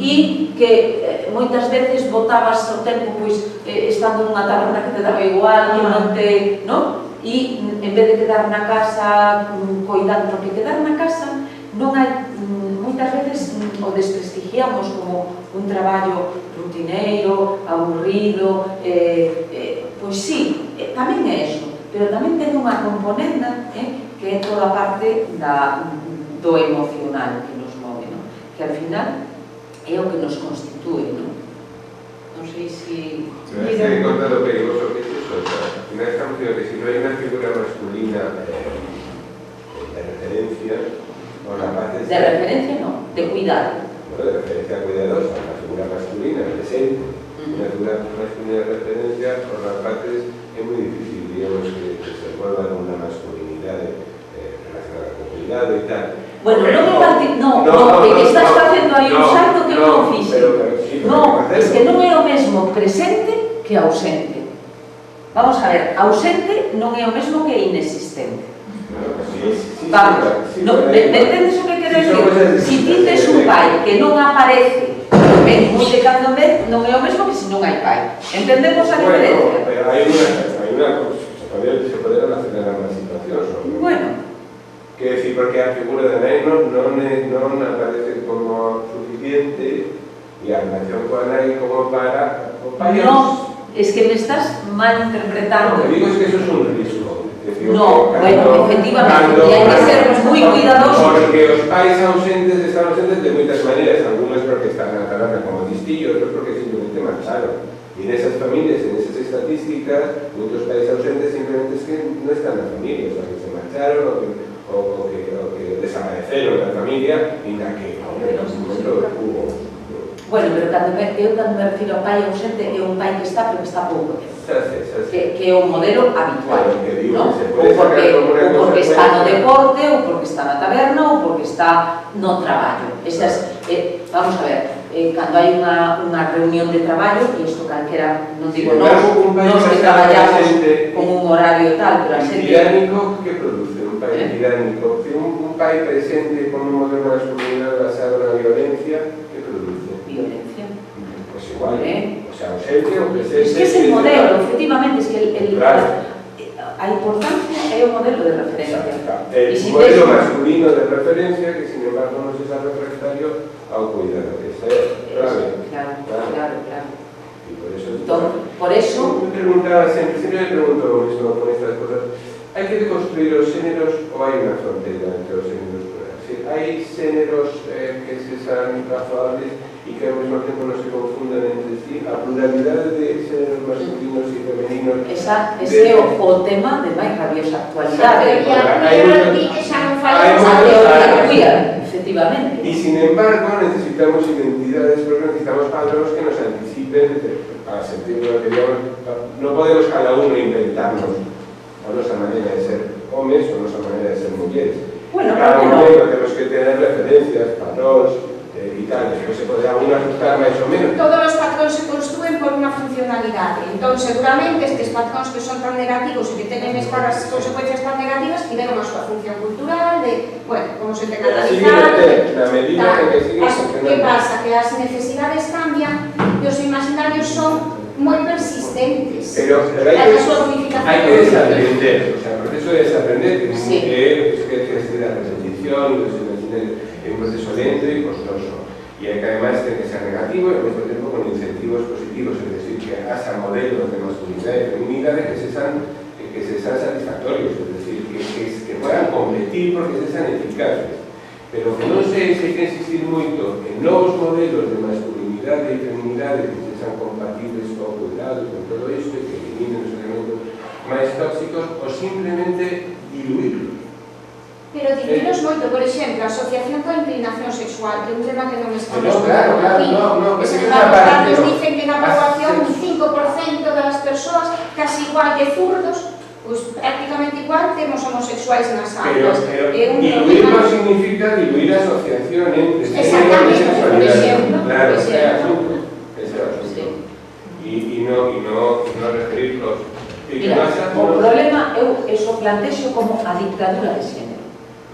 O sea, a educación da masculinidade e da feminidade é tan rígida e tan estricta, a pesar de todos os cambios que estamos vivindo, a feminidade e a masculinidade, que funciona casi como unha dictadura. É o que Michel Foucault, o filósofo, fala de que hai un complot, el fala dun complot de todas as estructuras, a educativa, a sanitaria, ao Estado, todas as organizacións se empeñan en que ti non salgas do rego, e coa masculinidade, a feminidade e as sexualidades están aí, bum, bum, bum, bum. Pero eso é como a linguaxe, es confundir os planos, ti podes cambiar uso da linguaxe, introducir novos léxico, practicar, pero hai elementos de gramática profunda que é moi difícil de modificar e siguen estando aí e ten unha función e iso necesita outro tempo de transformación e non podes poñerlo todo no primeiro plano, non podes convertir a todo o mundo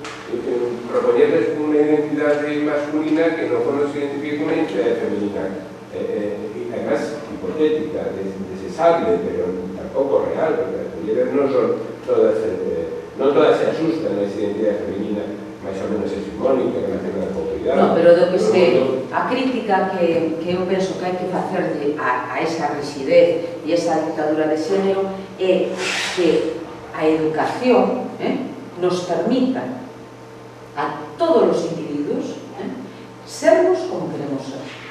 O sea, ese punto de liberdade, de que ti poidas ser un home femenino, un home cuidadoso, un home, unha muller pouco femenina, unha muller moi femenina, unha muller... Os dais conto? O sea, no, es que a cosa es que eliminar el significado de eso que llamas masculino o femenino. Porque un hombre femenino siempre es una cosa complicada, una mujer masculina tal. A cosa es, si masculino y femenino de esa significa lo que significa. Pero debería. Pero claro, esta dificultade, porque eu que teño toda a conciencia sobre isto e que son nai de dous nenos, por exemplo, eu nunca os eduquei o rosa e o tal, pero pasou no seguinte, eu sempre neste plan de absoluta igualdade, educalos nunha ética do cuidado, de feito o pequeniño valle onde ve un caracol, aparta o erva para que non o pise, pero eu vime na tesitura de que con 3 anos, o neno maior, gustaballe unha diadema miña e quixo sair á rúa con ela, entón eu dixen, e agora que fago?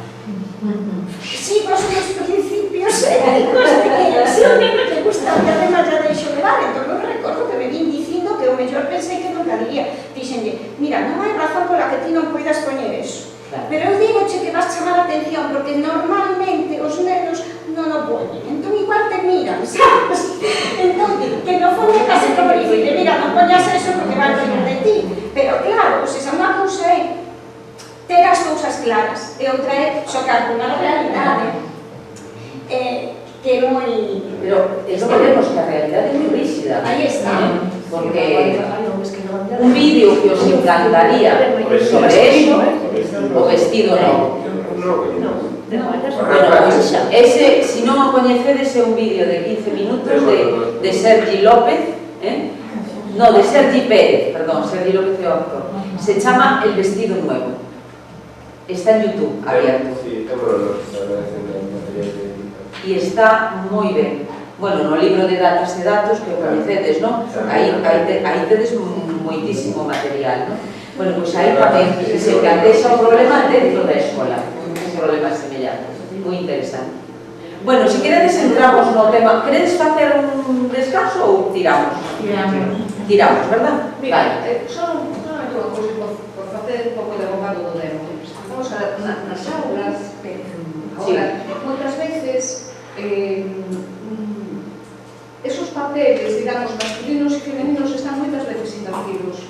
E eu percibo, por exemplo, a veces que os nenos están como acobardados, sobre todo unhas determinadas edades, ante pois a sexualidade apabullante das nenas, ante, bueno, son máis precoces, moitas conductas que mellor digamos moi masculinas, non? E que elas as ten. E eles están absolutamente, pois eso, acobardados, o mellor con esa actitude tan máis femenina, non? E non son capaces de poñerse a súa altura, non? E ser iguales, non? E iso vese, por exemplo, moito cando vas de excursión con eles, non? As que levan sempre a voz cantante en todos os aspectos son as nenas, as que se impoñen, as que van, e eles sempre van un pouco... Hasta que edade? E que aí as edades Pues son se va importantes. provocando cada vez máis ese fenómeno antes estaba pronto e agora sigue manténse máis lento. Sí. Bueno, cando chegamos ao bachillerato, quizás non. Tamén no bachillerato. Tamén no bachillerato.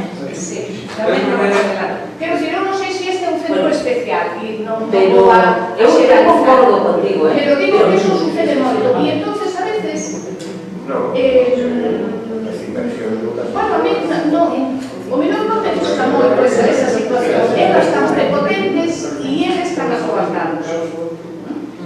O mellor é simplemente unha cuestión de, a ver, tampouco vou dicir que sea xeral, pero darse, Pero eu penso é bastante que o que está maioritaria. referido é máis, sobre todo polo desenvolvemento precoz delas, e eles levan un retraso, digamos, no desenvolvemento. Eles son máis nenos e elas xa son unhas mulleres. No, pode haber un pouco deso, pero xa cando elas son mulleres e eles son homes, Saben que es de biología, porque no se puede tocar aquí las diferencias que proceden de la base biológica, por ejemplo, biológicas. Sí. No solamente evolutivas, que las evoluciones son diferentes, no somos iguales, ni procesamos la información igual, y a pesar de muchos patrones culturales, después tenemos unha diferencia así, biológica e física, temos. pues no sé, Eso, pide ahí una parte que no una sirve para que un sea dominante ou dominador, non pode servir para eso, pero hai, ¿no? Y eso hay que contemplar. Sí, sin embargo, creo que después a nivel individual o de pareja, que es lo que vamos a tratar aquí, que se invierten los papeles. O sea, no En algún momento, aí ustedes dichos na clave. O sea, porque todo esa é unha imaxe de empoderamento, pero un empoderamento exterior, social. Pero logo, si entramos no particular, si entramos xa nas relaciones, nas microrelaciones, aí non as ves nada empoderadas. As ves absolutamente vulnerables. Y ya no solamente vulnerables, sino sumisas. Es que esas relaciones generalmente se dan con diferencias de edad, que eso también las relaciones de pareja. No son entre iguales que o contexto lo que estamos aquí, donde sí hay diferentes Estamos evoluciones. hablando de parejas adolescentes. No falaba de parejas, falaba de la relación, falaba de gran grupo. A nivel de grupo, igual somos más valentes, as mulleres, e entón por eso dominamos máis, porque nos sentimos apoiadas, e logo a nivel personal, igual máis... Mas que todo non é xeral, porque eu non é máis xeral, outro porque día nun dos cuartos me enfadei un pouco porque se analizases o timbre de voz co que interveñen as rapazas e os rapaces cando teñen que ler algo na aula, de verdade, elas falan máis baixinho. Houve un día que me cabrei e dixen, a ver, home, fala de maneira que se che oia, que creo que as mulleres xa nos gañamos o dereito a facernos oír, home. Están como temerosas, este grupinho dun dos cuartos, que son minoritarias, están... Bueno, sí que para empezar, les costa falar. No sé si por miedo a sus papás o a... Y me presento por el Bueno, non Bueno, sei, por medo, por inseguridades, por medo que dirán, por autoestima, por ser por... unha maneira e outros noutra, pero, sabes, que yo se establecen dinámicas de grupo, e hai uns grupos onde vai unha... Pero eu tampouco vexo que se xa xeral, que son elas as que... Non o vexo, non é? A ver, non digo que sea unha cuestión xeral, digo que pasa moito. E pasa moito cando ves fora do instituto. Vale? E non será que o mellor nos chama máis a atención porque é o contrario do que esperamos, é dicir, outro que pasou sempre, que eles leven a voz cantante, que se xa máis visibles, entón, cando o grupo funciona así, non nos chama a atención. No, Os labios son esas... Por rapaces nunca Digo que eles teñen un contrariamente masculino. Siempre son con las mujeres. Bueno, porque eles está igual. No, pero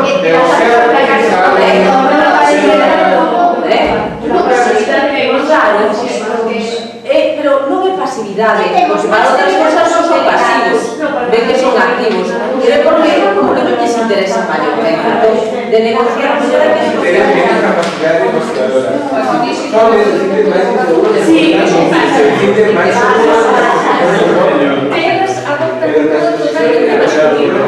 Non é que, sino totalmente de argumentación. No tiene la argumentación, no la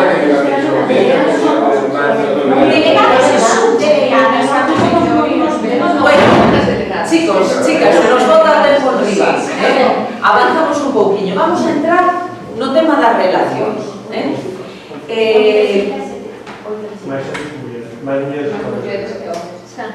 Teño como, para empezar o tema, este cadro que a mí me dá moito que pensar. Temos unha nena diante dun espello e ten unha revista aberta que se ve que hai unha tía, posiblemente unha actriz. Sí, alguna desta.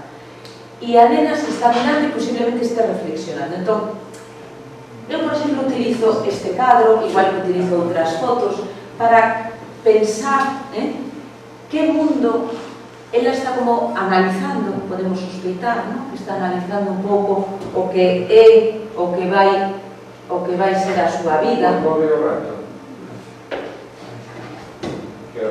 Ben, sí, que rato.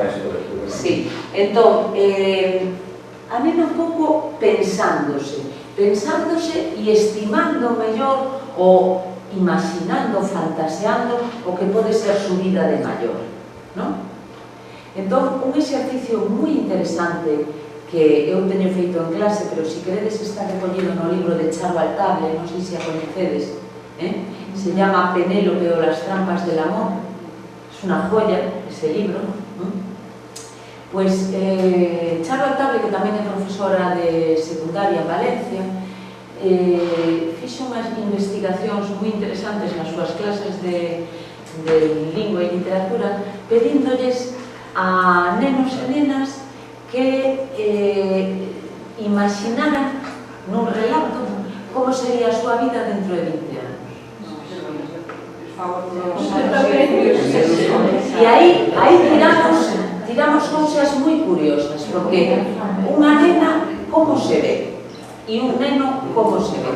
Entón, aí é onde ves como realmente tamén a cultura de xénero e o imaginario, porque logo a mellor a nena vai facer moitísimas máis cousas das que se está aí pensando, pero e os nenos, en cambio, teñen sempre expectativas moito máis altas, e as expectativas dos nenos, que vemos nas investigacións, e iso as que facemos en aula, vemos que os nenos van moito polo logro, polo traballo, pola propiedade, por el viaxar, por la aventura, non? Sí, pois a mí últimamente pasa algo curioso, que os nenos, nunha porcentaxe cada vez máis elevada, o que desexan dentro de 15 anos é ter familia. Sí. A mí sí, chamoume moito a atención, e os nenos, non? E as nenas cada vez máis pois son independentes, non? E ter unha profesión que as libere e que non depender económicamente de ninguén. Pero como me chamou a atención os nenos, xa se digo, mellor uns 3-4 anos para cá, que queren ter unha familia. Dentro de 15 anos vense con unha familia, unha casa, un coche, un xardín, pero a familia está moi presente. E sí, e chamou a atención. Que idade ten ese rapaz despois de aceptaste iso? Que? Que idade ten ese rapaz? Pois na ESO fago normalmente en cuarto, sí, en bacharelato non fago, pero sí na ESO, cuarto, terceiro, depende do nivel que dea.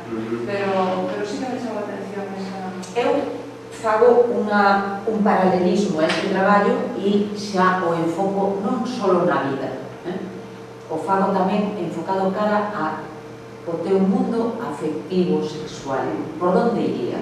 E xa aí atinamos. E, bueno, es que o que sale, non sei se vos lo podedes imaginar, pero, dende logo, os nenos, e tedes aquí, bueno, nas fotocopias que vos din, aí algo aparece, hai moitos estudios que fan cousas parecidas ou iguais ou tal. E nos nenos, pero xa non tan nenos, porque eu traballo tamén coas bacharelatos, con cuarto da ESO, e o que vexo que sale é un pouco esa idea de logro sexual. Para los chicos es muy importante el logro sexual, ¿vale? Y sin embargo, para las chicas sigue siendo el amor. O sea, las chicas siguen estando enamoradas del amor.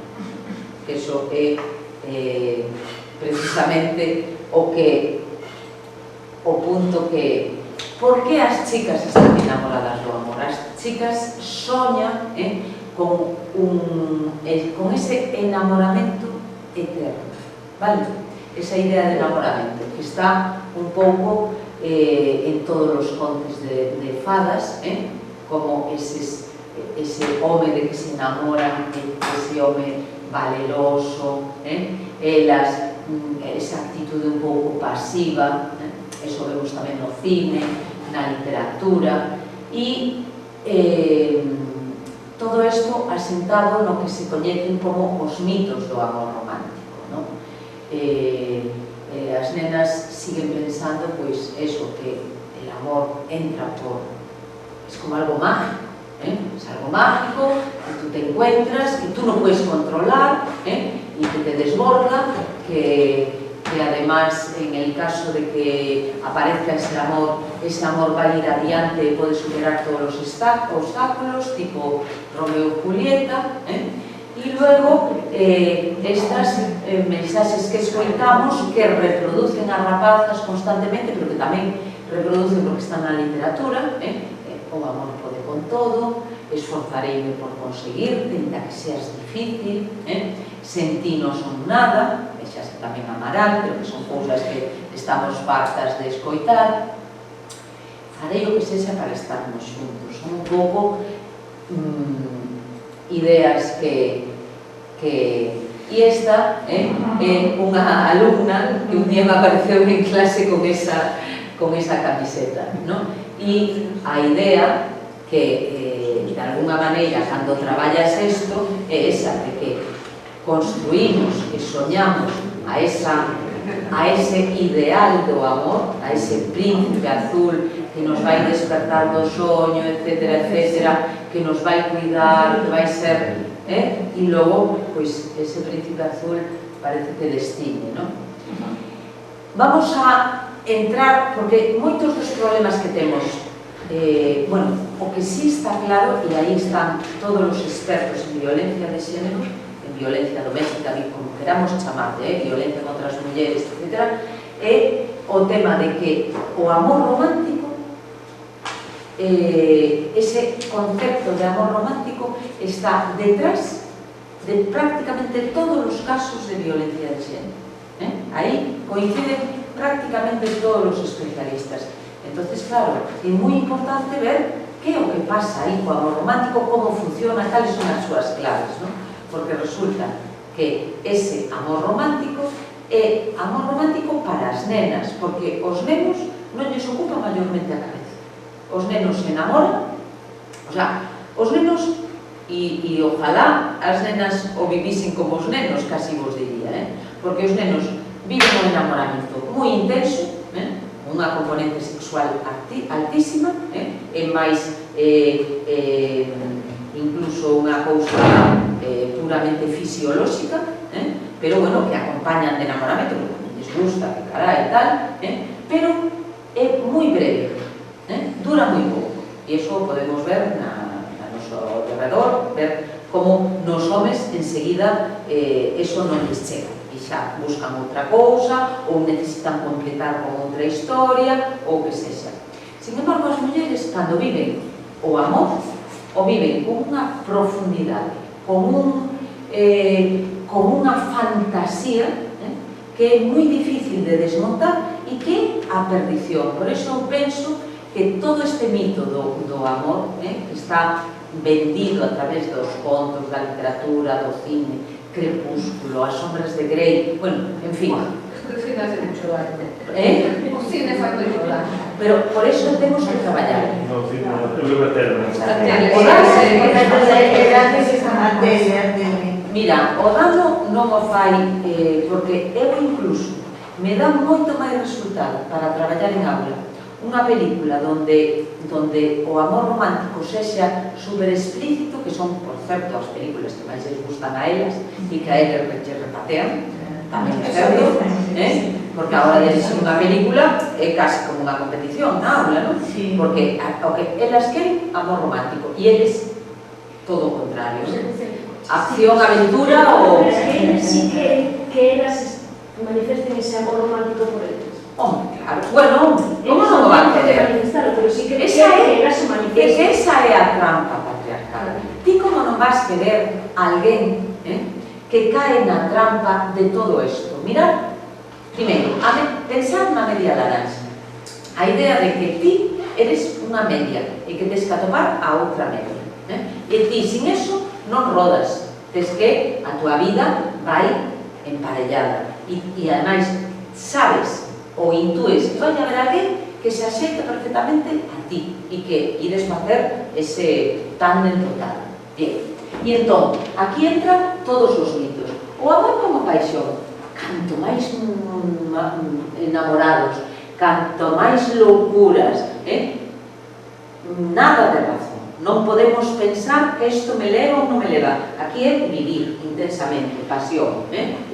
El amor puro, non hai sentimentos negativos, todo é igual. Con mi amor, contigo, pan e cebolla, non sería o tal. O amor constante, nos amamos a todas horas, non te aburres, non te enfadas, tenemos el mismo ritmo, bueno, es esa fusión total, ¿no?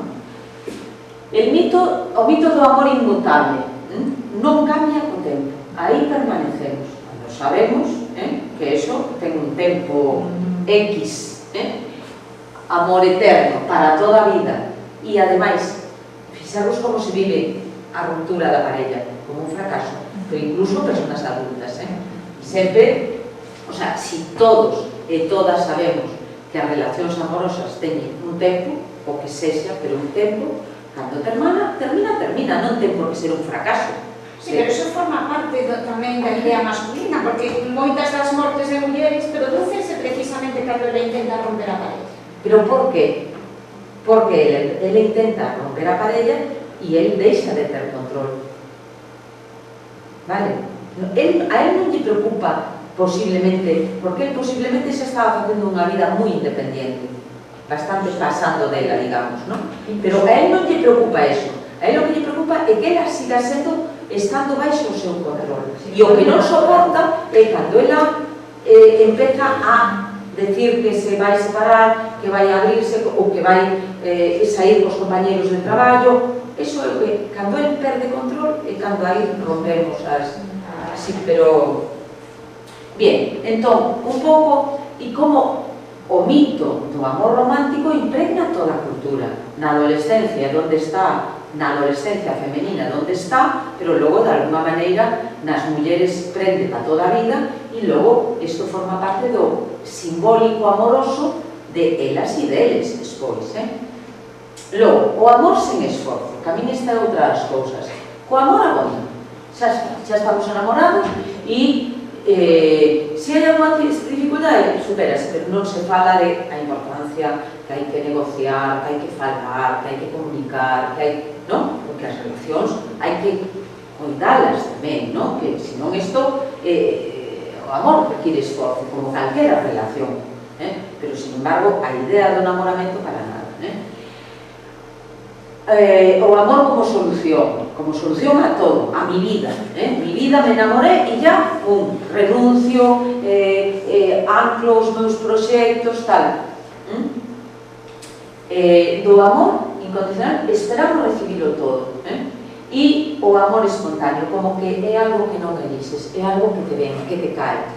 O sea, todos sabemos que, e ademais, ben que o saben agora, estas redes, Mythic, todos estos que buscan parella por internet, ben se sabe que hai que escoller ben, que non é aquilo que atopes e chas, non?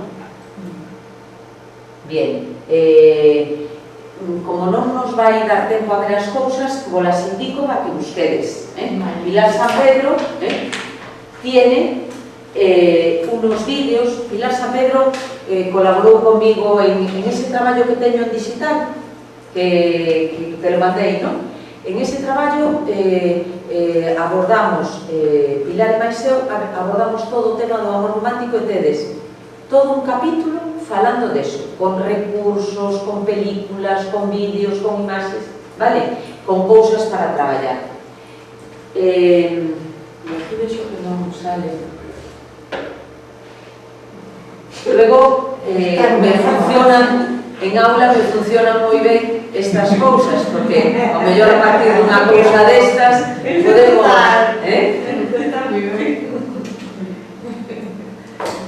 Bien, vamos a ver, toda a idea esta do amor romántico e poderíamos, o sea, de alguna maneira que sustenta as microviolencias cotidianas. Perdón, ti cando traballas os mitos con elas, sobre os mitos do amor, con elas a teño claro que tal, pero e eles? Quero dicir, con eles tamén traballas o tema do que supón que a muller pense que que responsabilidade tamén recae sobre eles, e que pense, pois eso, que hai conflicto, cando... Como enfocas ese punto de vista? Sí, eu, vamos, como teño grupos como todo o mundo, non? Sí. Grupos mixtos, todo o trato en mixto. E entón, eles é moi interesante porque a min, por que me interesa isto? Para darnos conta que isto é patolóxico, que isto nos vai, nos está intoxicando. Entón, ante esa toxicidade, temos que estar alertas todos, elas e eles, vale? E entón, eles, eu penso que isto é moi interesante porque todo que sexa desvelar, non? O sea, porque aparentemente todo isto está entrampado e está oculto. Entón, todo que sea desvelar, quitar a leceia, isto de quitar o manto que cubre, ese manto de apariencias que cubre a esencia, o que hai detrás das cousas, eu penso que se conseguimos metelos no xogo, e xa veredes cos recursos que teño aquí, ademais é moi divertido, porque vamos a Walt Disney, vale? Vamos a contos tradicionales, vamos... A veces es muy desconsolador porque desvelas, no sé qué ver, se prefiero mito a realidades consecuentes, porque hay elementos muy poderosos en este mito del amor romántico, no solamente estas patologías afectivas. ¿Quién se haría con una pareja, con un proyecto de reproducción? Si no hubiese elementos surreales, para decir mitología que sigues actuando. Totalmente, pero... ¿Cómo se puede? Porque tú puedes contarle a los rapaces todo esto, lo entienden, lo ven, lo que son. Pero luego, sin embargo, que nos ven las tesituras, reproducen algo que más poderoso. Más poderoso que o que pueda hacer la evidencia en un momento determinado que efectivamente. Y esa fuente de poderes, es decir, cómo se tiñe afectivamente para que uno pueda, digamos, defenderse de la tiranía que en muchos aspectos, tanto el mercado como digamos, la expresión, el grupo y tal, la rebelión de los adolescentes, porque si esto identifica con que ti se está descubriendo una verdad, igual sea la reacción contraria, es decir, hay que, sobre todo si son mayores, si son adolescentes, y asegurarnos a los de Bueno, eu penso que esa é a tarefa que temos os filósofos, Ricardo. La reacción contraria es justamente negar que eso tenga importancia, es decir, que necesariamente conduza o amor romántico a una relación tóxica entre personas y desiguales, sino que el amor romántico también puede tener otras. La paixón, imos eliminar a paixón de todas as relacións, a espontaneidade de todas as veces caemos nesse tipo de cosas, las tonterías que facemos. Todo eso como recuperamos, porque si no sigue aí... Bueno, non, porque entón, unha vez que desmontamos un modelo, temos que construir outro. E ese vamos a construílo ao noso xeito. Claro, ten que construílo eles. Claro, pero ao teu xeito. Por exemplo, racionalmente sabemos que a paixón e o desexo se acaban. O sea, que me quero hacer la tonta e pensar que me va a durar toda a vida? Sí, a veces sí. No hay manera. O que realmente este discurso de desencanto. Visto por los adolescentes, esto de como chegar a unha aula de primaria e dicirles mirad menos os Reis Magos non existe. Exactamente. Porque no les conviene. Bueno, pero bien que cuando les dices que no existe, porque además realmente se no vuelven a creer en eso. Como que no, como que no. Pero nadie está diciendo de no creer en el amor, sino que el amor romántico es de este tipo. El amor va y viene. Pero no es amor romántico con estas cosas. No. Que tú hablas, ¿dónde queda la pasión? ¿Dónde queda esas tonterías que haces? Nadie está diciendo que hay que romper con el amor. Sí, con este amor romántico. Pero celebramos moitos seguros si non é soltando de características positivas o amor romántico. Vamos a ver, cambio, pode ser racional. Claro, E para as manifestacións non só de A pregunto é se non se podería ir cara a unha detección de conductas que son pois de dominación, de tal, preservando a idea do amor, porque además eu creo que os Pero es que tú fíjate, es que estás dando la clave. Es que si hay una conducta de dominación y tienes a una tía que ama demasiado, o sea, la tienes para ti, la tienes entregada, ¿entiendes? Bueno, pero todos estos elementos de amor romántico por parte de los hombres que también se entregan radicalmente a amada y se perden... Escolta, sí, ¿cuánto tiempo se entregan? No, como duran los mitos, sin embargo... No, porque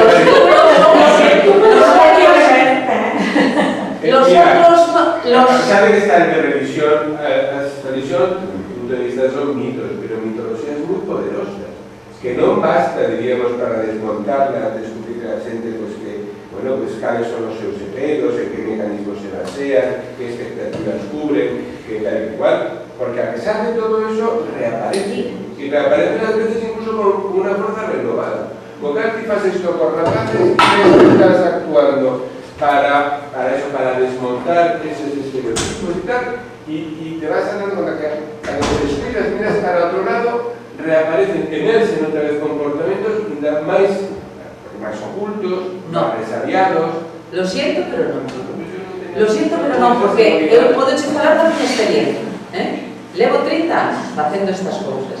E, mira, ainda esta semana pasada me veu unha rapaza que non lle dou clase, pero me veu a comentar: oye, chis, que estuve leyendo las famosas obras de Grey y que menudo maltrato oculto hay ahí. Bueno, no, muy espiritual.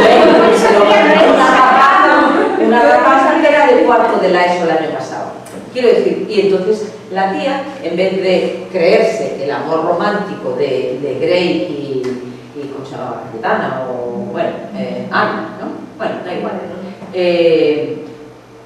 La tía, sin nada, sin mi ayuda para nada, leyó eso y ya analizó las que le gustó. Hablando conmigo, y la tía se había dado cuenta.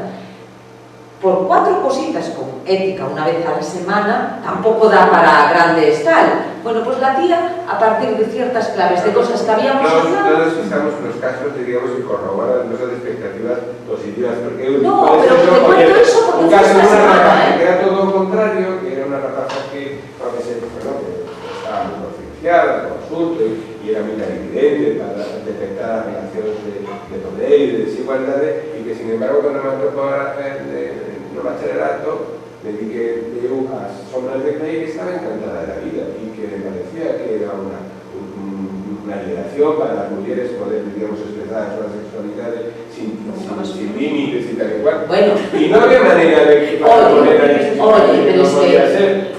Vale. Y que más escoltas y dices, bueno, o sea que no es nunca seguro que... Hombre, pero es que las cosas no son ni blancas ni negras, porque yo te digo una cosa, en el Club de Lectura de la Biblioteca Pública de Vigo, de la que soy miembro, de vez en cuando nos proponen elegir un libro para lectura y para llevar el rollo. Y yo elegí Las Sombras de Grey, no sé si te lo comenté. Sí. Bueno, pues me decían, pero por Dios, no nos obligues a leer eso. Y yo le decía, bueno, yo creo que no está de más que leamos el libro más leído por las mujeres en la historia de la literatura. Es el libro más vendido, el más leído, sobre todo por las mujeres. Eso es un fenómeno, ya supera a Harry Potter, bueno, a todo, ¿no? Sí, pero no se entiende porque por la historia de dominación que se conta, mellor é porque o único libro, francamente, erótico, sexual e pornográfico que se publicita para mujeres. Eu Kama Sutra de bolsillo, directamente. Claro, o mellor, no. Históricamente, a lectura de literatura erótica, que mira no 18 xa se non houve o Marqués de Sade, todo, a muller non accedía aí, pero ese foi, creo eu, o primeiro libro, francamente, bueno, que é sexo para mí malo, de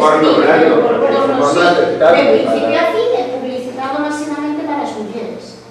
Entón, o mellor que hai que odiamos literatura erótica, pornográfica.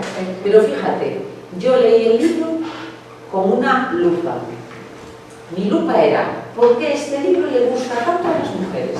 Independientemente del amor romántico, que eso ya sabemos que es el ingrediente fundamental. Hasta otro día.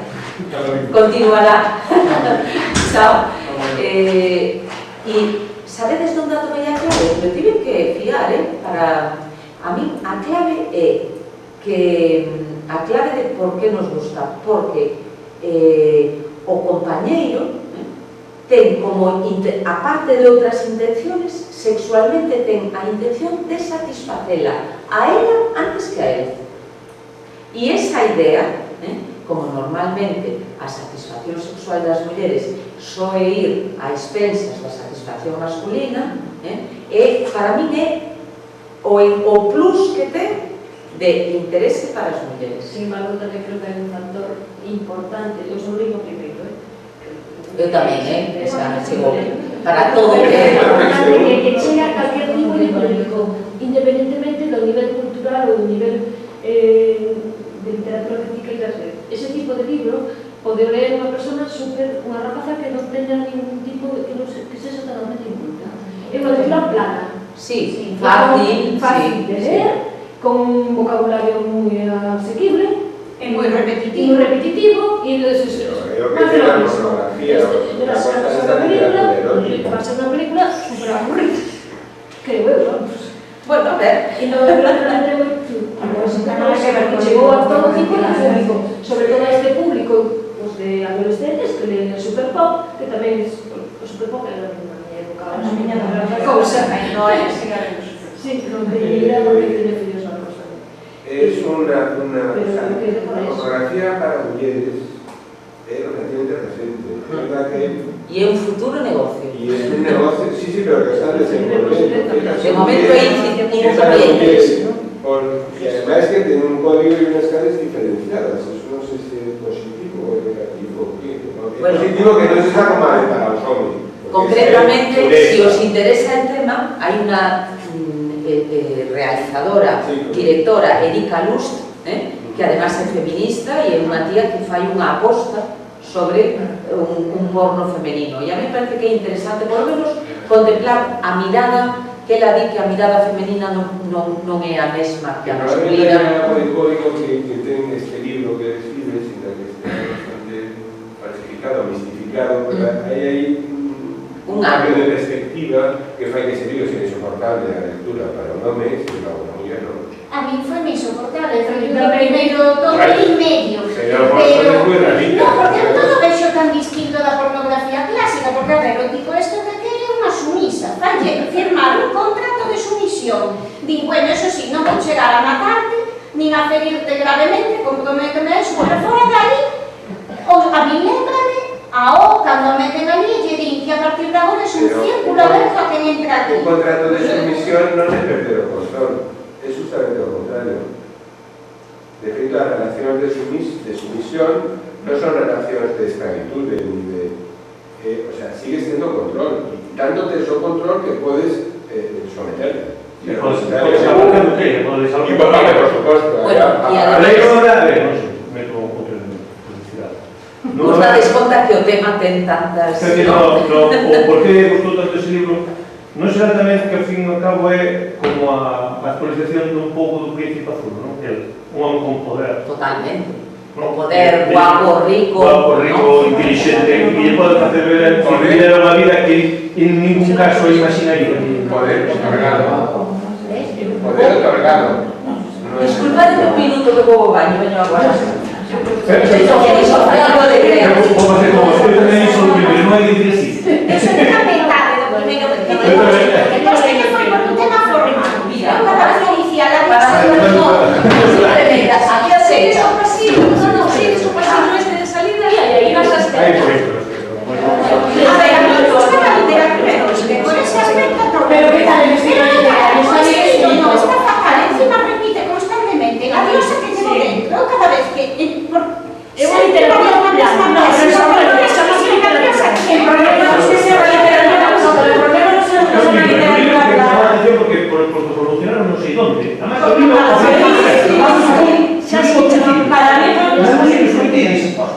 Para mí no Bueno, y nuevo. es además Dijo no le. Y él por el horrible. horror. Pero era eso, sí, tú Esto lo es sabes. serio. Te digo, esto no pasa. Es que además esto es serio, lo digo mucho, pero claro, y se me estaba poniendo nervioso lo más escrito que estaba. No, es terrible, porque no entiendo más expresión. Una es la cosa que tengo dentro. Yo sí sabía que sí, es que no lo E puedo outra é soportar. o contrario, para cando se pon así tal. E dis, esta tamén retrasa.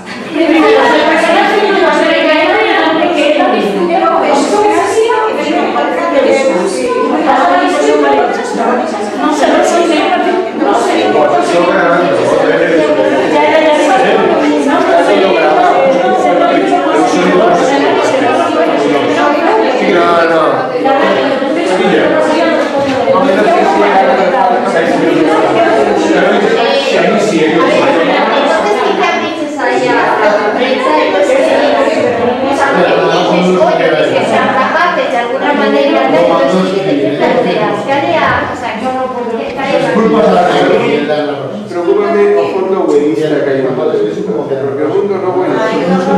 E a violencia es tener un papel, y esa parte fea, ¿qué no asume? ¿Quién asume esa parte fea de que el mundo es justo, de que a veces se usa la violencia, tal? Nos xa empezamos a asumir, como mulleres, porque non nos queda outra, en xeral, a moitas. Bueno, pero A hay mí que no claro. trato que me extraño muchísimo de los fillos, porque primeiro están dicindo... A mí eso tamén sorprende moito. A mí sorprende porque matou a su mujer e intentou suicidarse, nunca se suicidou. Es que para eso son los Entón, suicidios. Los suicidios ampliados estos, ¿no? me parece un nivel de... Yo decía entonces a Ricardo que si él un pouco cuestionaba que isto a traballar na aula non estaba tan claro por esa idealización que les teñe, que reaccionara en contra un pouco do que desde a aula o profesor tal, entonces decía que saída, ¿no? Como veía entonces que era que tratar el tema. ¿Y cómo ves que hay que tratarlo? El amor romántico, yo creo que no hay que echar todas las puertas, ¿no? Hay que, o sea, a mí me preocupa esa parte que dices, sí, ¿cómo se reconstruye? Es decir, ¿cómo vos a los rapaces en disposición de que recuperen las partes positivas de esto y formen una, como dices, cómo más o menos lo vas encauzando para que lleguen a una integración razonable, Bueno, yo creo que... donde se recuperen estas cosas? Porque claro, lo que nos queda así no es a relaciones afectivas light, todas light y calculadas. Que eso también fue muy claro, pasas cada vez, ¿vale? Ese tipo de cosas a mí me escandaliza moito. Vou cambiar de parella porque mira, es que ahora chega o verán y como chega o verán este vai para lá y no vamos a estar juntos, así que rompemos antes para que pueda tener otra pareja y después ya veremos qué pasa. Y eso por otra naturalidad. Eso está muy de modo de sí, teño parella Y eso por más a rapaces que cuidado rapaces. que non me engancho. Bueno, pero fijaros una cosa. No estar enganchada es muy importante. Todavía sigue... Este tema é un tema moi poliédrico, ¿no? Pero unha cousa que sigue ainda pasando é que as rapazas necesitan enamorarse para poder ter sexualidade. As rapazas les costa... Non estou tan segura. Bueno, as rapazas les costa moito, ter unha sexualidade consciente. Unha cousa é un arregato, pero te digo, conscientemente, prefiren estar enamoradas. Entón se construen todo este y empiezan a construir todas. ¿Qué es partidario de esa frase, como era, que a muller da sexo a cambio de amor e outra da de sexo realmente? Pregunto, Non, porque creo que máis ou menos un pouco, non é? Digo, se estás de acordo con esa expresión. Es que esa expresión, si estoy de acordo de que eso pasa. Sí, de que eso puede ser así. De que eso puede ser así, sí. Puede ser así, pero non me parece que sea ideal. No. Vale, non, xa, non que pasa, digamos. Vale. As mulleres, en ese suposto, baixo estos códigos tan arraigados de nenas, de ese modelo de felicidade, de amor, o amor nas mulleres é absolutamente ideal. Entón, o que queren é toda esa entrega que elas fan a queren de volta. E ademais están convencidas de que a van a ter. Que o fastidiado desto é cando se decatan, pero que máis normalmente tardan en decatarse de que logo eles non responden responden, vamos a ver, que eles non aman da mesma maneira que elas. E entón, A ver, bueno, estamos falando de xeral ou en edades tempranas.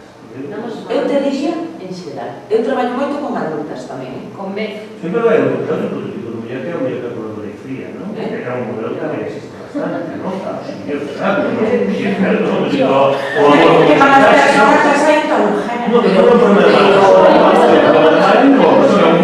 malo, son modelos de comportamento, que creo que existe no que é unha solicitud. pero no total do amor, ser calculadora e fría. Pero no está desengañado de esa otra. Y se pasó al otro extremo. Fue el efecto rebote. Mira, No, sí, totalmente. No es primaria, exacto. Efecto rebote. vamos a ver, Pero, a ver, Mercedes dice chiste, y creo que tenemos que hacer. Tenemos que intentar convencer a las rapaces de que abandonen. aquí teño un pouco os puntos. Primeiro, que facerles ou que se fagan formulacións máis realistas. Realistas, nada máis. O sea, que ti saibas que o amor non é para toda a vida, que ten tempo. Pero mira, un adolescente cando tes 15, 16 anos e de repente te enamoras, dache igual, que caigan chuzos de punta, que che digan, non sei, que estás a enamorar de punta. No, non da igual. No son racionales que se sientan y piensan, este chico me conviene, pero tan irracional. Mira, e volvendo ao tema da liberdade, cando dicíamos, non é, cos patrón de xénero que hai que facer é abrir o abano, que non sexa tan ríxido, non estou entendo que é o mesmo, é dicir, temos un modelo moi ríxido, vale, de cuestión amorosa, flexibilicémolo, pero tampouco lles digamos entón, non é para toda a vida como se eso fose unha verdade universal, porque mellor tamén, nalgúns casos, é tan falso como o contrario, como a Pero en creencia calquera grega. caso, no, pero en calquera caso unha cousa que sí é importante é ver que unha relación non é estática, que é dinámica, e que pode haber distintas etapas, distintos ritmos, claro, pero que iso hai que sabelo, porque se non, é que, vamos a ver, é que se non estás en constante frustración, porque o amor romántico o que conleva é frustración, porque nunca resolve ben. Entendemos o punto? É frustrante. Que con corpo, que tamén é frustrante querer ter un corpo que non se pode ter, e se pode quitar. Pero, y no habrá que empezar, diríamos, desvinculando a relacións sexuais con as relacións afectivas, porque as relacións sexuais non van a ser afectivas en algún grado. Es decir, convencer a rapazas que poden abrirse a sexualidade, a relacións sexuais non afectivas. Y que en todo caso, a partir de ahí, si a partir de esa libertad de empezar a entender cómo se puede localizar una relación afectiva. Pero incluso, que non me dá tempo a tratar o tema da sexualidade, porque iso podíamos facer outra sesión, pero incluso no tema da sexualidade, eu creo que a sexualidade temos que ofrecerla como algo para o prazer, independentemente de que as familias les guste ou non. O sea, unha persona na súa vida sexual ten que buscar o prazer, pero, vamos a ver, eu buscar o prazer, si ter unha relación sexual me vai crear un Cristo no instituto, pois ao mellor eso é un prazer momentáneo, pero logo é unha marabunta que me ven en riba. Soy unha guarra, unha fresca, soy la puta del instituto, tal. ¿Entendemos lo que quiero decir? Traballar a despenalización de eso. Traballar a despenalización sobre é todo fundamental. o a rapazas, sobre todo, porque as rapazas non necesitan moito traballo nesta dirección, e de Carrusi, obviamente. Non pode ser a maneira máis eficaz de corregir estes excesos. No, porque aí corrixes unhas cousas. De esta cousas. manera que decís, estás aguando constantemente a festa. Ten cuidado, non vai ser para toda a vida, non te preocupes.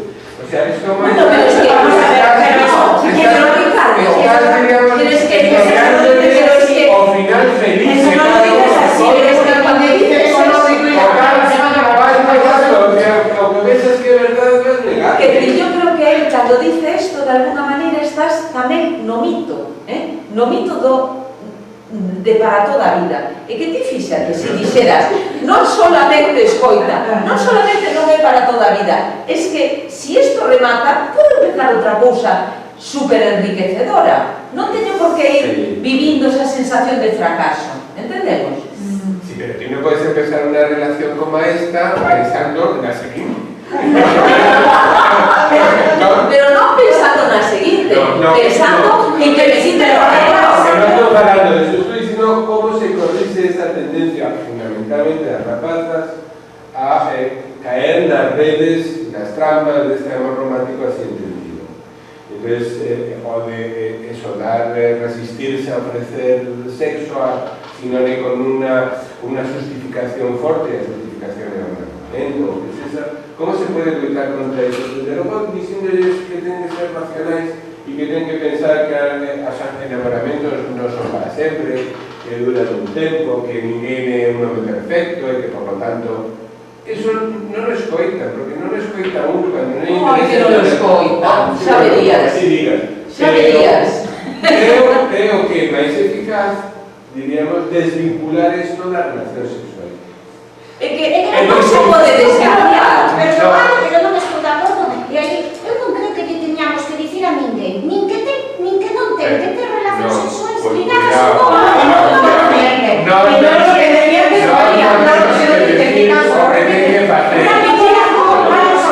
Cando pola contra eu vexo na educación sexual, mesmo a que eu padecín e a que creo que siguen padecendo homens e mulleres de hoxe en día, realmente moi pouca formación de como funciona o placer feminino. Cando mellor o que está pasando en moitas relacións de adolescentes, penso eu, que elas se quedan vamos. Sí, é verdade. No, porque o vecino da sexualidade é a través da pornografía dos rapaces, así como comprendedes a través da pornografía é imposible aprender nada. É que mellor, por exemplo, empezar a ensinar esos rapaces que o orgasmo feminino funciona de outra maneira e que se siguen a pornografía a muller. Cuidado porque está reducindo a cosa, o placer se vive de moitas maneiras e o placer sexual, non me digo sentimental, hai moitas cosas da conquista, da seducción, da no sé qué, que tamén son parte dese placer e que fan que ese placer sexa máis interesante ou non, porque logo ao final o placer puramente físico, eso é porque non é da anatomía ou esas cosas, pero outro non. Claro, pero eso non é dañino. Non hai que decirles aos rapaces o que ten que facer e o que non ten que facer, pero sí hai que posibilitarles que tomen as súas decisiones. Sí, hai que dar... E para eso hai que despenalizar determinadas cosas. Por exemplo, hai que luitar contra o prejuicio de que unha muller que decide, unha rapaza que decide ter relacións sexuais, corre un perigo importante. Non debería correr un perigo importante. E hai que ver por que corre un perigo importante. Bueno, pero y seguirá correndo si miramos para outro lado. Que decir, que esa es una... Corre varios peligros. Corre el peligro corre el peligro que todo el mundo entiende, y corre el peligro que todo el mundo entiende de sus riesgos de embarazos o de ECS, pero corre otro peligro más grande todavía, que es que encima se queda velasdiva. Exactamente. Si se queda embarazada. No, se queda velasdiva quiere decir que encima no disfruta nada. Bueno, pero eso será la primera vez, no te preocupes. Fundamental. Pero eso es la primera vez, después ya aprenderá. Perdona, pero es que se mueren, Tradicionalmente se masturbaban moito máis.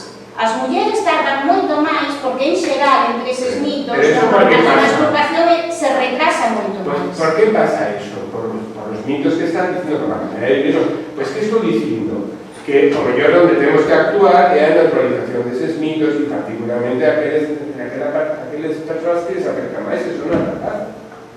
Es que hai que ir a varios é poliédrico. Entón, a sexualidade non a podes desvincular ni das emocións, ni do concepto de relación amorosa, nin de quen eres ti no teu centro, porque todo eso está aí. Queremos ver unha cosa, as relacións sexuais se poden desvincular das relacións de parella?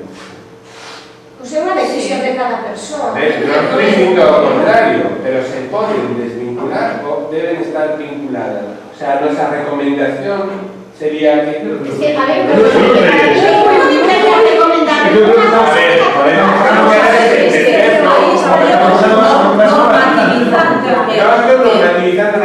justamente tratando de eliminar normas.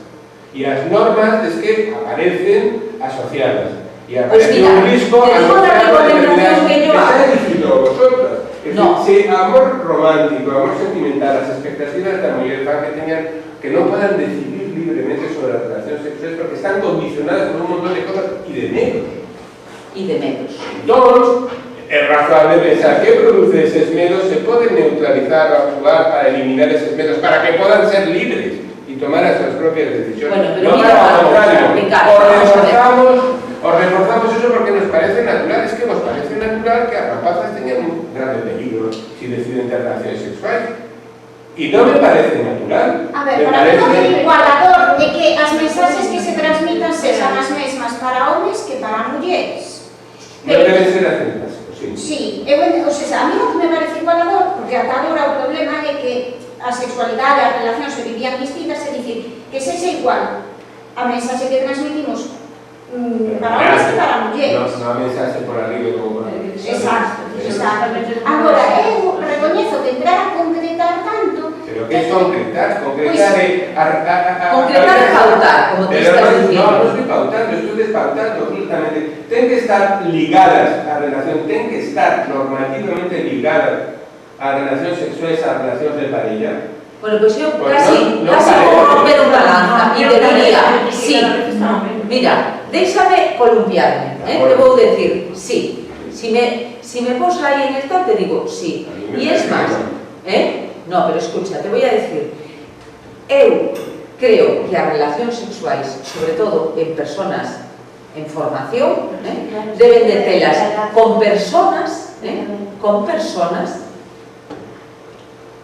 con un vínculo afectivo. ¿Qué quiero decir? Afectivo, no hace falta que estén ni enamoradas y tal.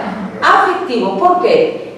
En el sentido de afecto. A mí me afecta lo que a ti te pase. Fundamental. Yo quiero tener una relación sexual con alguien a quien le afecte lo que a mí me pasa, que no le va a dar igual lo que a mí me pase.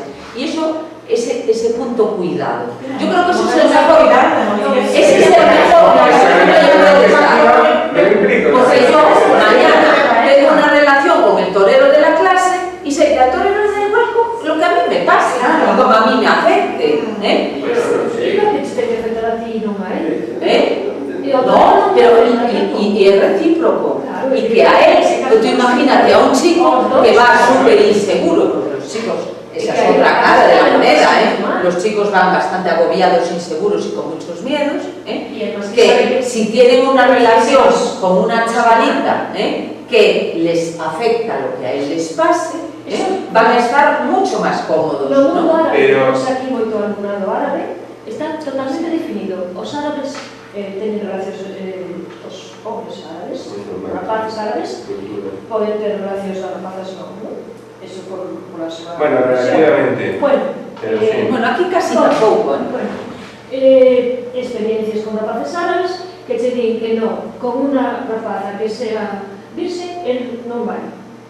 Eso é así, de claro, porque les parece unha responsabilidade enorme. Eso ocurre aquí neste centro, textual. Y sin embargo, si no es virgen, sí. Sí, entón non hai ningún problema, pero se a rapaza ten 12 anos, e supostamente ten 12 anos, non, con esa niña non, porque ten 12 anos, e 12 anos supose que... Son las características que pensar a qué edades estamos falando, ¿no? Estamos falando de este tema, para esa contraparte donde mayoritariamente na aula sabe verdade que están iniciando cuando na aula excepción é unha ou dúas, porque entonces estamos normalizando algo que todavía facemos. No podes provocarlo, claro, justamente, me estou a decir que además é que justamente pensa que quero traballar con diferencias entre chicos y chicas con rapaces, porque claro, en algunos momentos pode ser habitual que os rapaces pretendan, por lo menos, y que sin embargo a rapaces sobresan como algo absolutamente sano. Entonces, no sé si esas diferencias hay que intentar, diríamos, que no se produzcan, o todo lo contrario.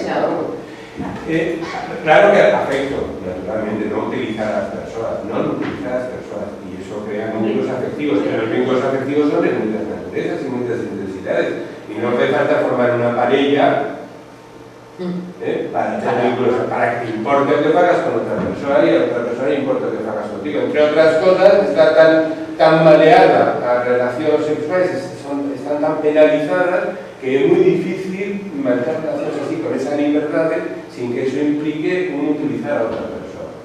O risco de que aparezca. Non é, es que non hai igualdade. Porque cuando tú falas de esas relacións... Pero de partida non hai igualdade. Claro, justamente, por eso a mí me parece que estas edades falar disso é complicado porque non estamos en ese pé de igualdade de tú tienes claro lo que yo busco y o sea, eu teño claro lo que busco. Hai que actuar sobre para producir esa igualdade, es decir, para eliminar, para intentar, diríamos, que as rapazas non teñan esas limitacións que as convirten en desiguais frente ás súas decisións, a súa decisión que ten que ver coa liberdade sexual. Pois eu digo, xa digo, que me dá a sensación de que vos estades, como por así decirlo, consolidando un comportamento diferenciado a hora da sexualidade. No, eu tampouco lle diría a un rapaz, mira, desvincula o sexo... Ah, eu sí. Vive a la sexual... A ver, non lle voy a decir para que lo faga. Tampouco lle digo nada, o sea, tampouco lle digo só teña relacións sexuais con unha persoa que te importe el mogollón. Pero quero dicir... Mira, que al ¿Qué? final digamos, cómo le presentas a cuestión, no contexto, y eso no tomando decisiones con ellos, obviamente, ni dirigiéndose en una dirección u otra, sino abriendo posibilidades, es decir, loitando contra los prejuicios, contra los mitos, que fan que a xente non elisa libremente. E as rapazas non elise libremente neste terreno. Non sei se meterme no tema da sexualidade xa, Non, porque son as solas. Bueno, eu o que vos diría é que a sexualidade, eu, despois de todas, o poderes atopar máis desenvolvido nos meus materiais, para mí ten que reunir tres claves. Unha, as relacións sexuais, para que sean satisfactorias, para que haya buen rollito, para que tal. E cales son? A primeira, prazer. Pero prazer para as persoas que entran na relación, non só para unha, para as dúas, vale? Prazer. A segunda, afecto. Pero afecto neste sentido que vos decía, de que haxa ese cuidado, de que haxa esa consideración, de que te respeten, de que te consideren. Que, por ejemplo, a un chaval, imagínate, vamos a darlle a volta, un chaval que, por ejemplo, se corre antes de tiempo. Ese antes de tiempo tamén é unha necedad, porque ese antes de tiempo é antes del coito, e el coito a lo mejor habría que sacarlo de ese tal. Pero bueno, que la chica sea cuidadosa en el sentido de, y además las chicas lo suelen ser, por esa ética del cuidado que decíamos. Le va a poner una sonrisa, aunque ella se quede a verlas bien, le va a poner una sonrisa y tal. Bueno, pues para un chico es importante eso, porque si de repente le pone un careto de pa' qué, el chaval no levanta cabeza. Espera, y me falta la tercera pata. La tercera pata es la comunicación. En una relación sexual, para que vaya bien y para que haya ese buen rollito que estamos hablando, la comunicación es fundamental. Y entonces, la comunicación es donde tú expresas, donde nos entendemos, donde hay complicidades, donde sabemos de qué pie congeamos, sabemos lo que queremos o lo estamos intentando hablar y demás. ¿Y qué pasa? Que en una relación esporádica esa comunicación es muy difícil, mientras que en una relación un poquito más estable podemos decir que esa comunicación avanza y esa relación posiblemente avance también. ¿Entendéis por dónde voy? Las relaciones sexuales, independientemente de esa comunicación en otros ámbitos, no están justificadas por sí mismas, porque no pueden ser placenteras y satisfactorias y además contribuir a ese aprendizaje sexual que todos deberíamos tener. Porque esa chica de las rapazas está equivocada. Las rapazas lo que tienen que hacer es pararlos en corto y parar lo que quieren, y no ocultarlo. Que parece que un mecanismo es una nave espacial. Tratar sexualmente a una mujer, porque no sabes qué botón tienes que tocar por aquí. Yo lo que te digo, Ricardo, a mí lo que me preocupa en la sexualidad es que hacían en fin a este hombre que tenía que iniciarse un mapa sobre los puntos de la sexualidad y estaba todo al revés. Mira, o que no tema das sexualidades o que temos que pensar que tanto homes como mulleres somos moi vulnerables.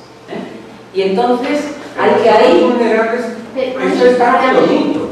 ¿Por qué son más vulnerables? Pero, bueno, porque sigue siendo un Porque tabú. no pueden ser desiguales. Es que Eso es la clave de todo. Y no pueden... O que ti dice precisamente, o que tú sepas tanta incidencia de que eres desastre, eu creo que hai nesas etapas moi complicado, porque precisamente as experiencias negativas que teñen elas é precisamente o que les pasa iso, que non hai placer, non hai afecto, non hai comunicación. Quero dicir, cuando nos falamos de esa preocupación que las amosan, porque realmente non hubo nada de esto. Claro. Y actuar Pero mira, no es separar precisamente... la masturbación. No. ¿Por qué no conocen Bueno, o seu precisamente corpo a e o que esperan? eso, que coñezan su cuerpo, pero elas o que, o sea, realmente, claro, a esa persoa que precisamente tuvo relacións sexuais e non hubo nada de esto, Son fallidas, claro. no, es que Pero no no le van a pasa tener- de todo romance. No está, quiero decir, no es el punto donde tienes que decirle, mira, es que puede tener relaciones sexuales sin haber un vínculo afectivo. O sea, no está en ese punto que tú planteabas de desvincular el afecto con amor, porque precisamente estar en esa situación con las personas porque no hubo afecto. ¿Me explico? Entonces, vas a decirles, no, es que eso es lo natural, chica. No es natural, nada es natural aquí. Todo O es artificial, es lo que exactamente quieres, igual. o por ahí es donde hay que ir, no, O que es cosas satisfactorias y otras que no, son cosas que Bueno, donde claro, sabes pues eso mejor y hay cosas donde sabes peor. ¿ven? No, o sea, Y hay que hacer eso el sabe, experimento. o tema de que las descubran que puede haber otras relaciones, porque a lo mejor precisamente, ¿por qué llegaron a esto? No precisamente porque querían, porque tenían una idea de sexualidad abierta o tal, sino Seguramente porque la tenían muy pechada y entonces cuando se abre la cita en lo peor momento y la peor manera. Claro, pero por presión, por presión sociales. Claro.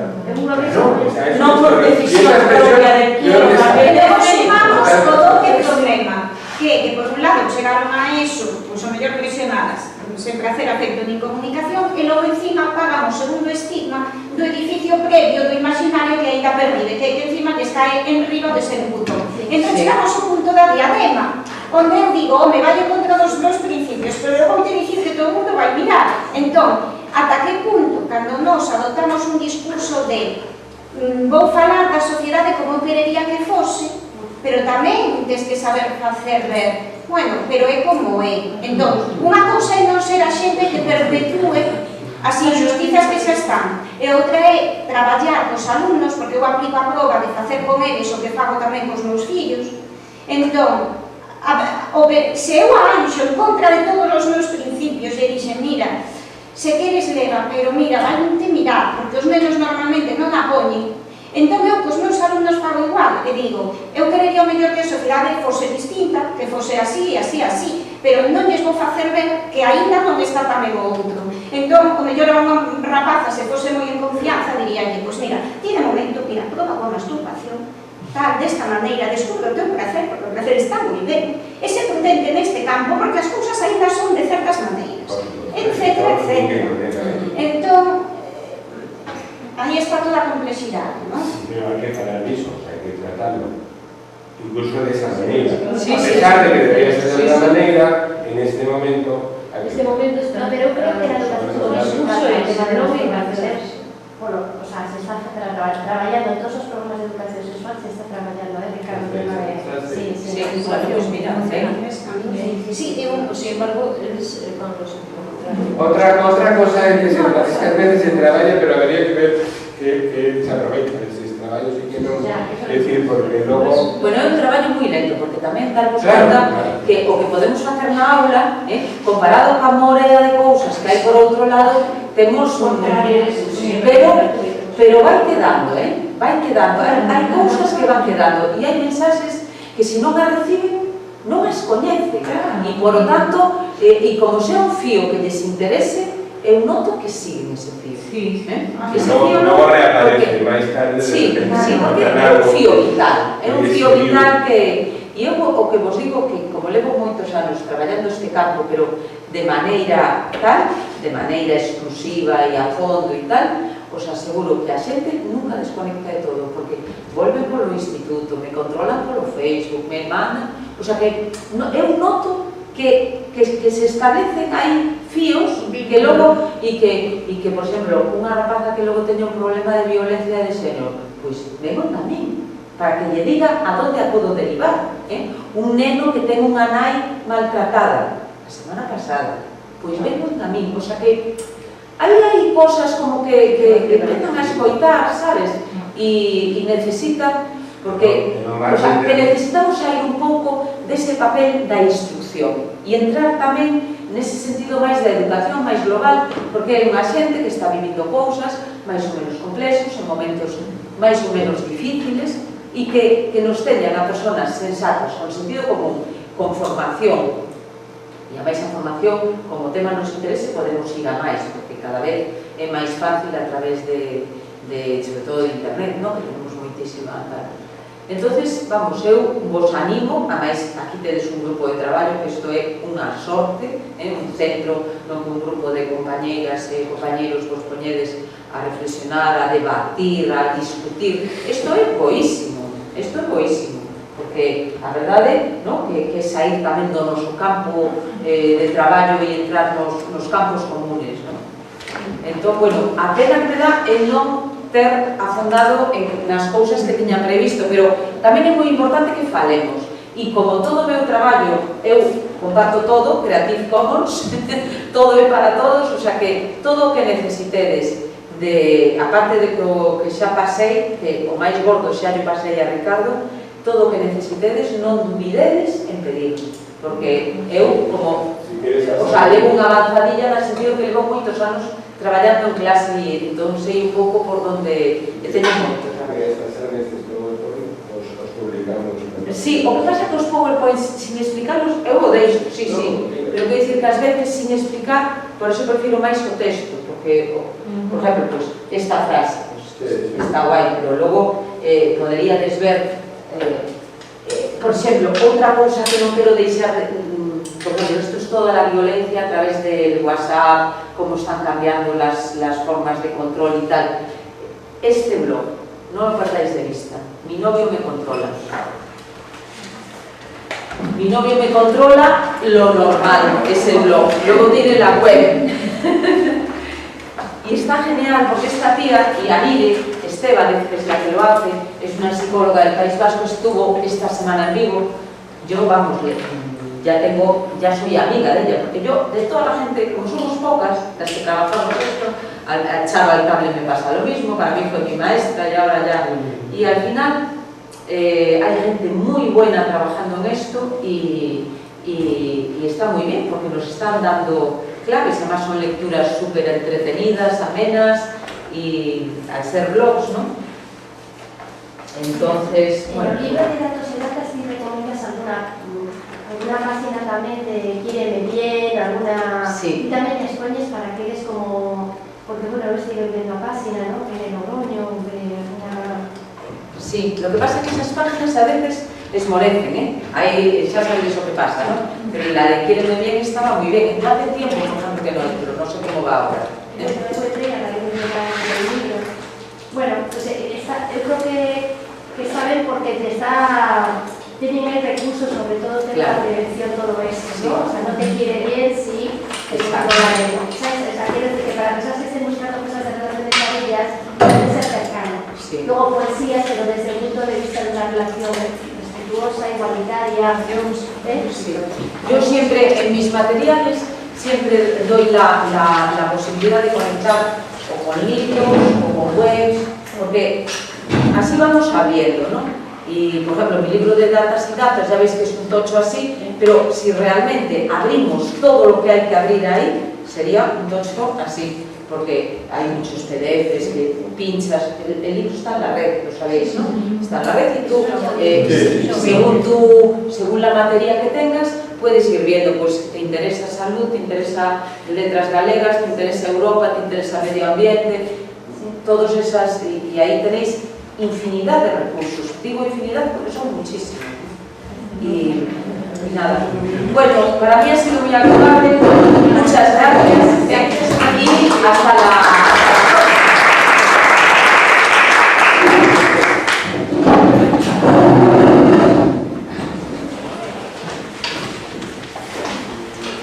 Thank you.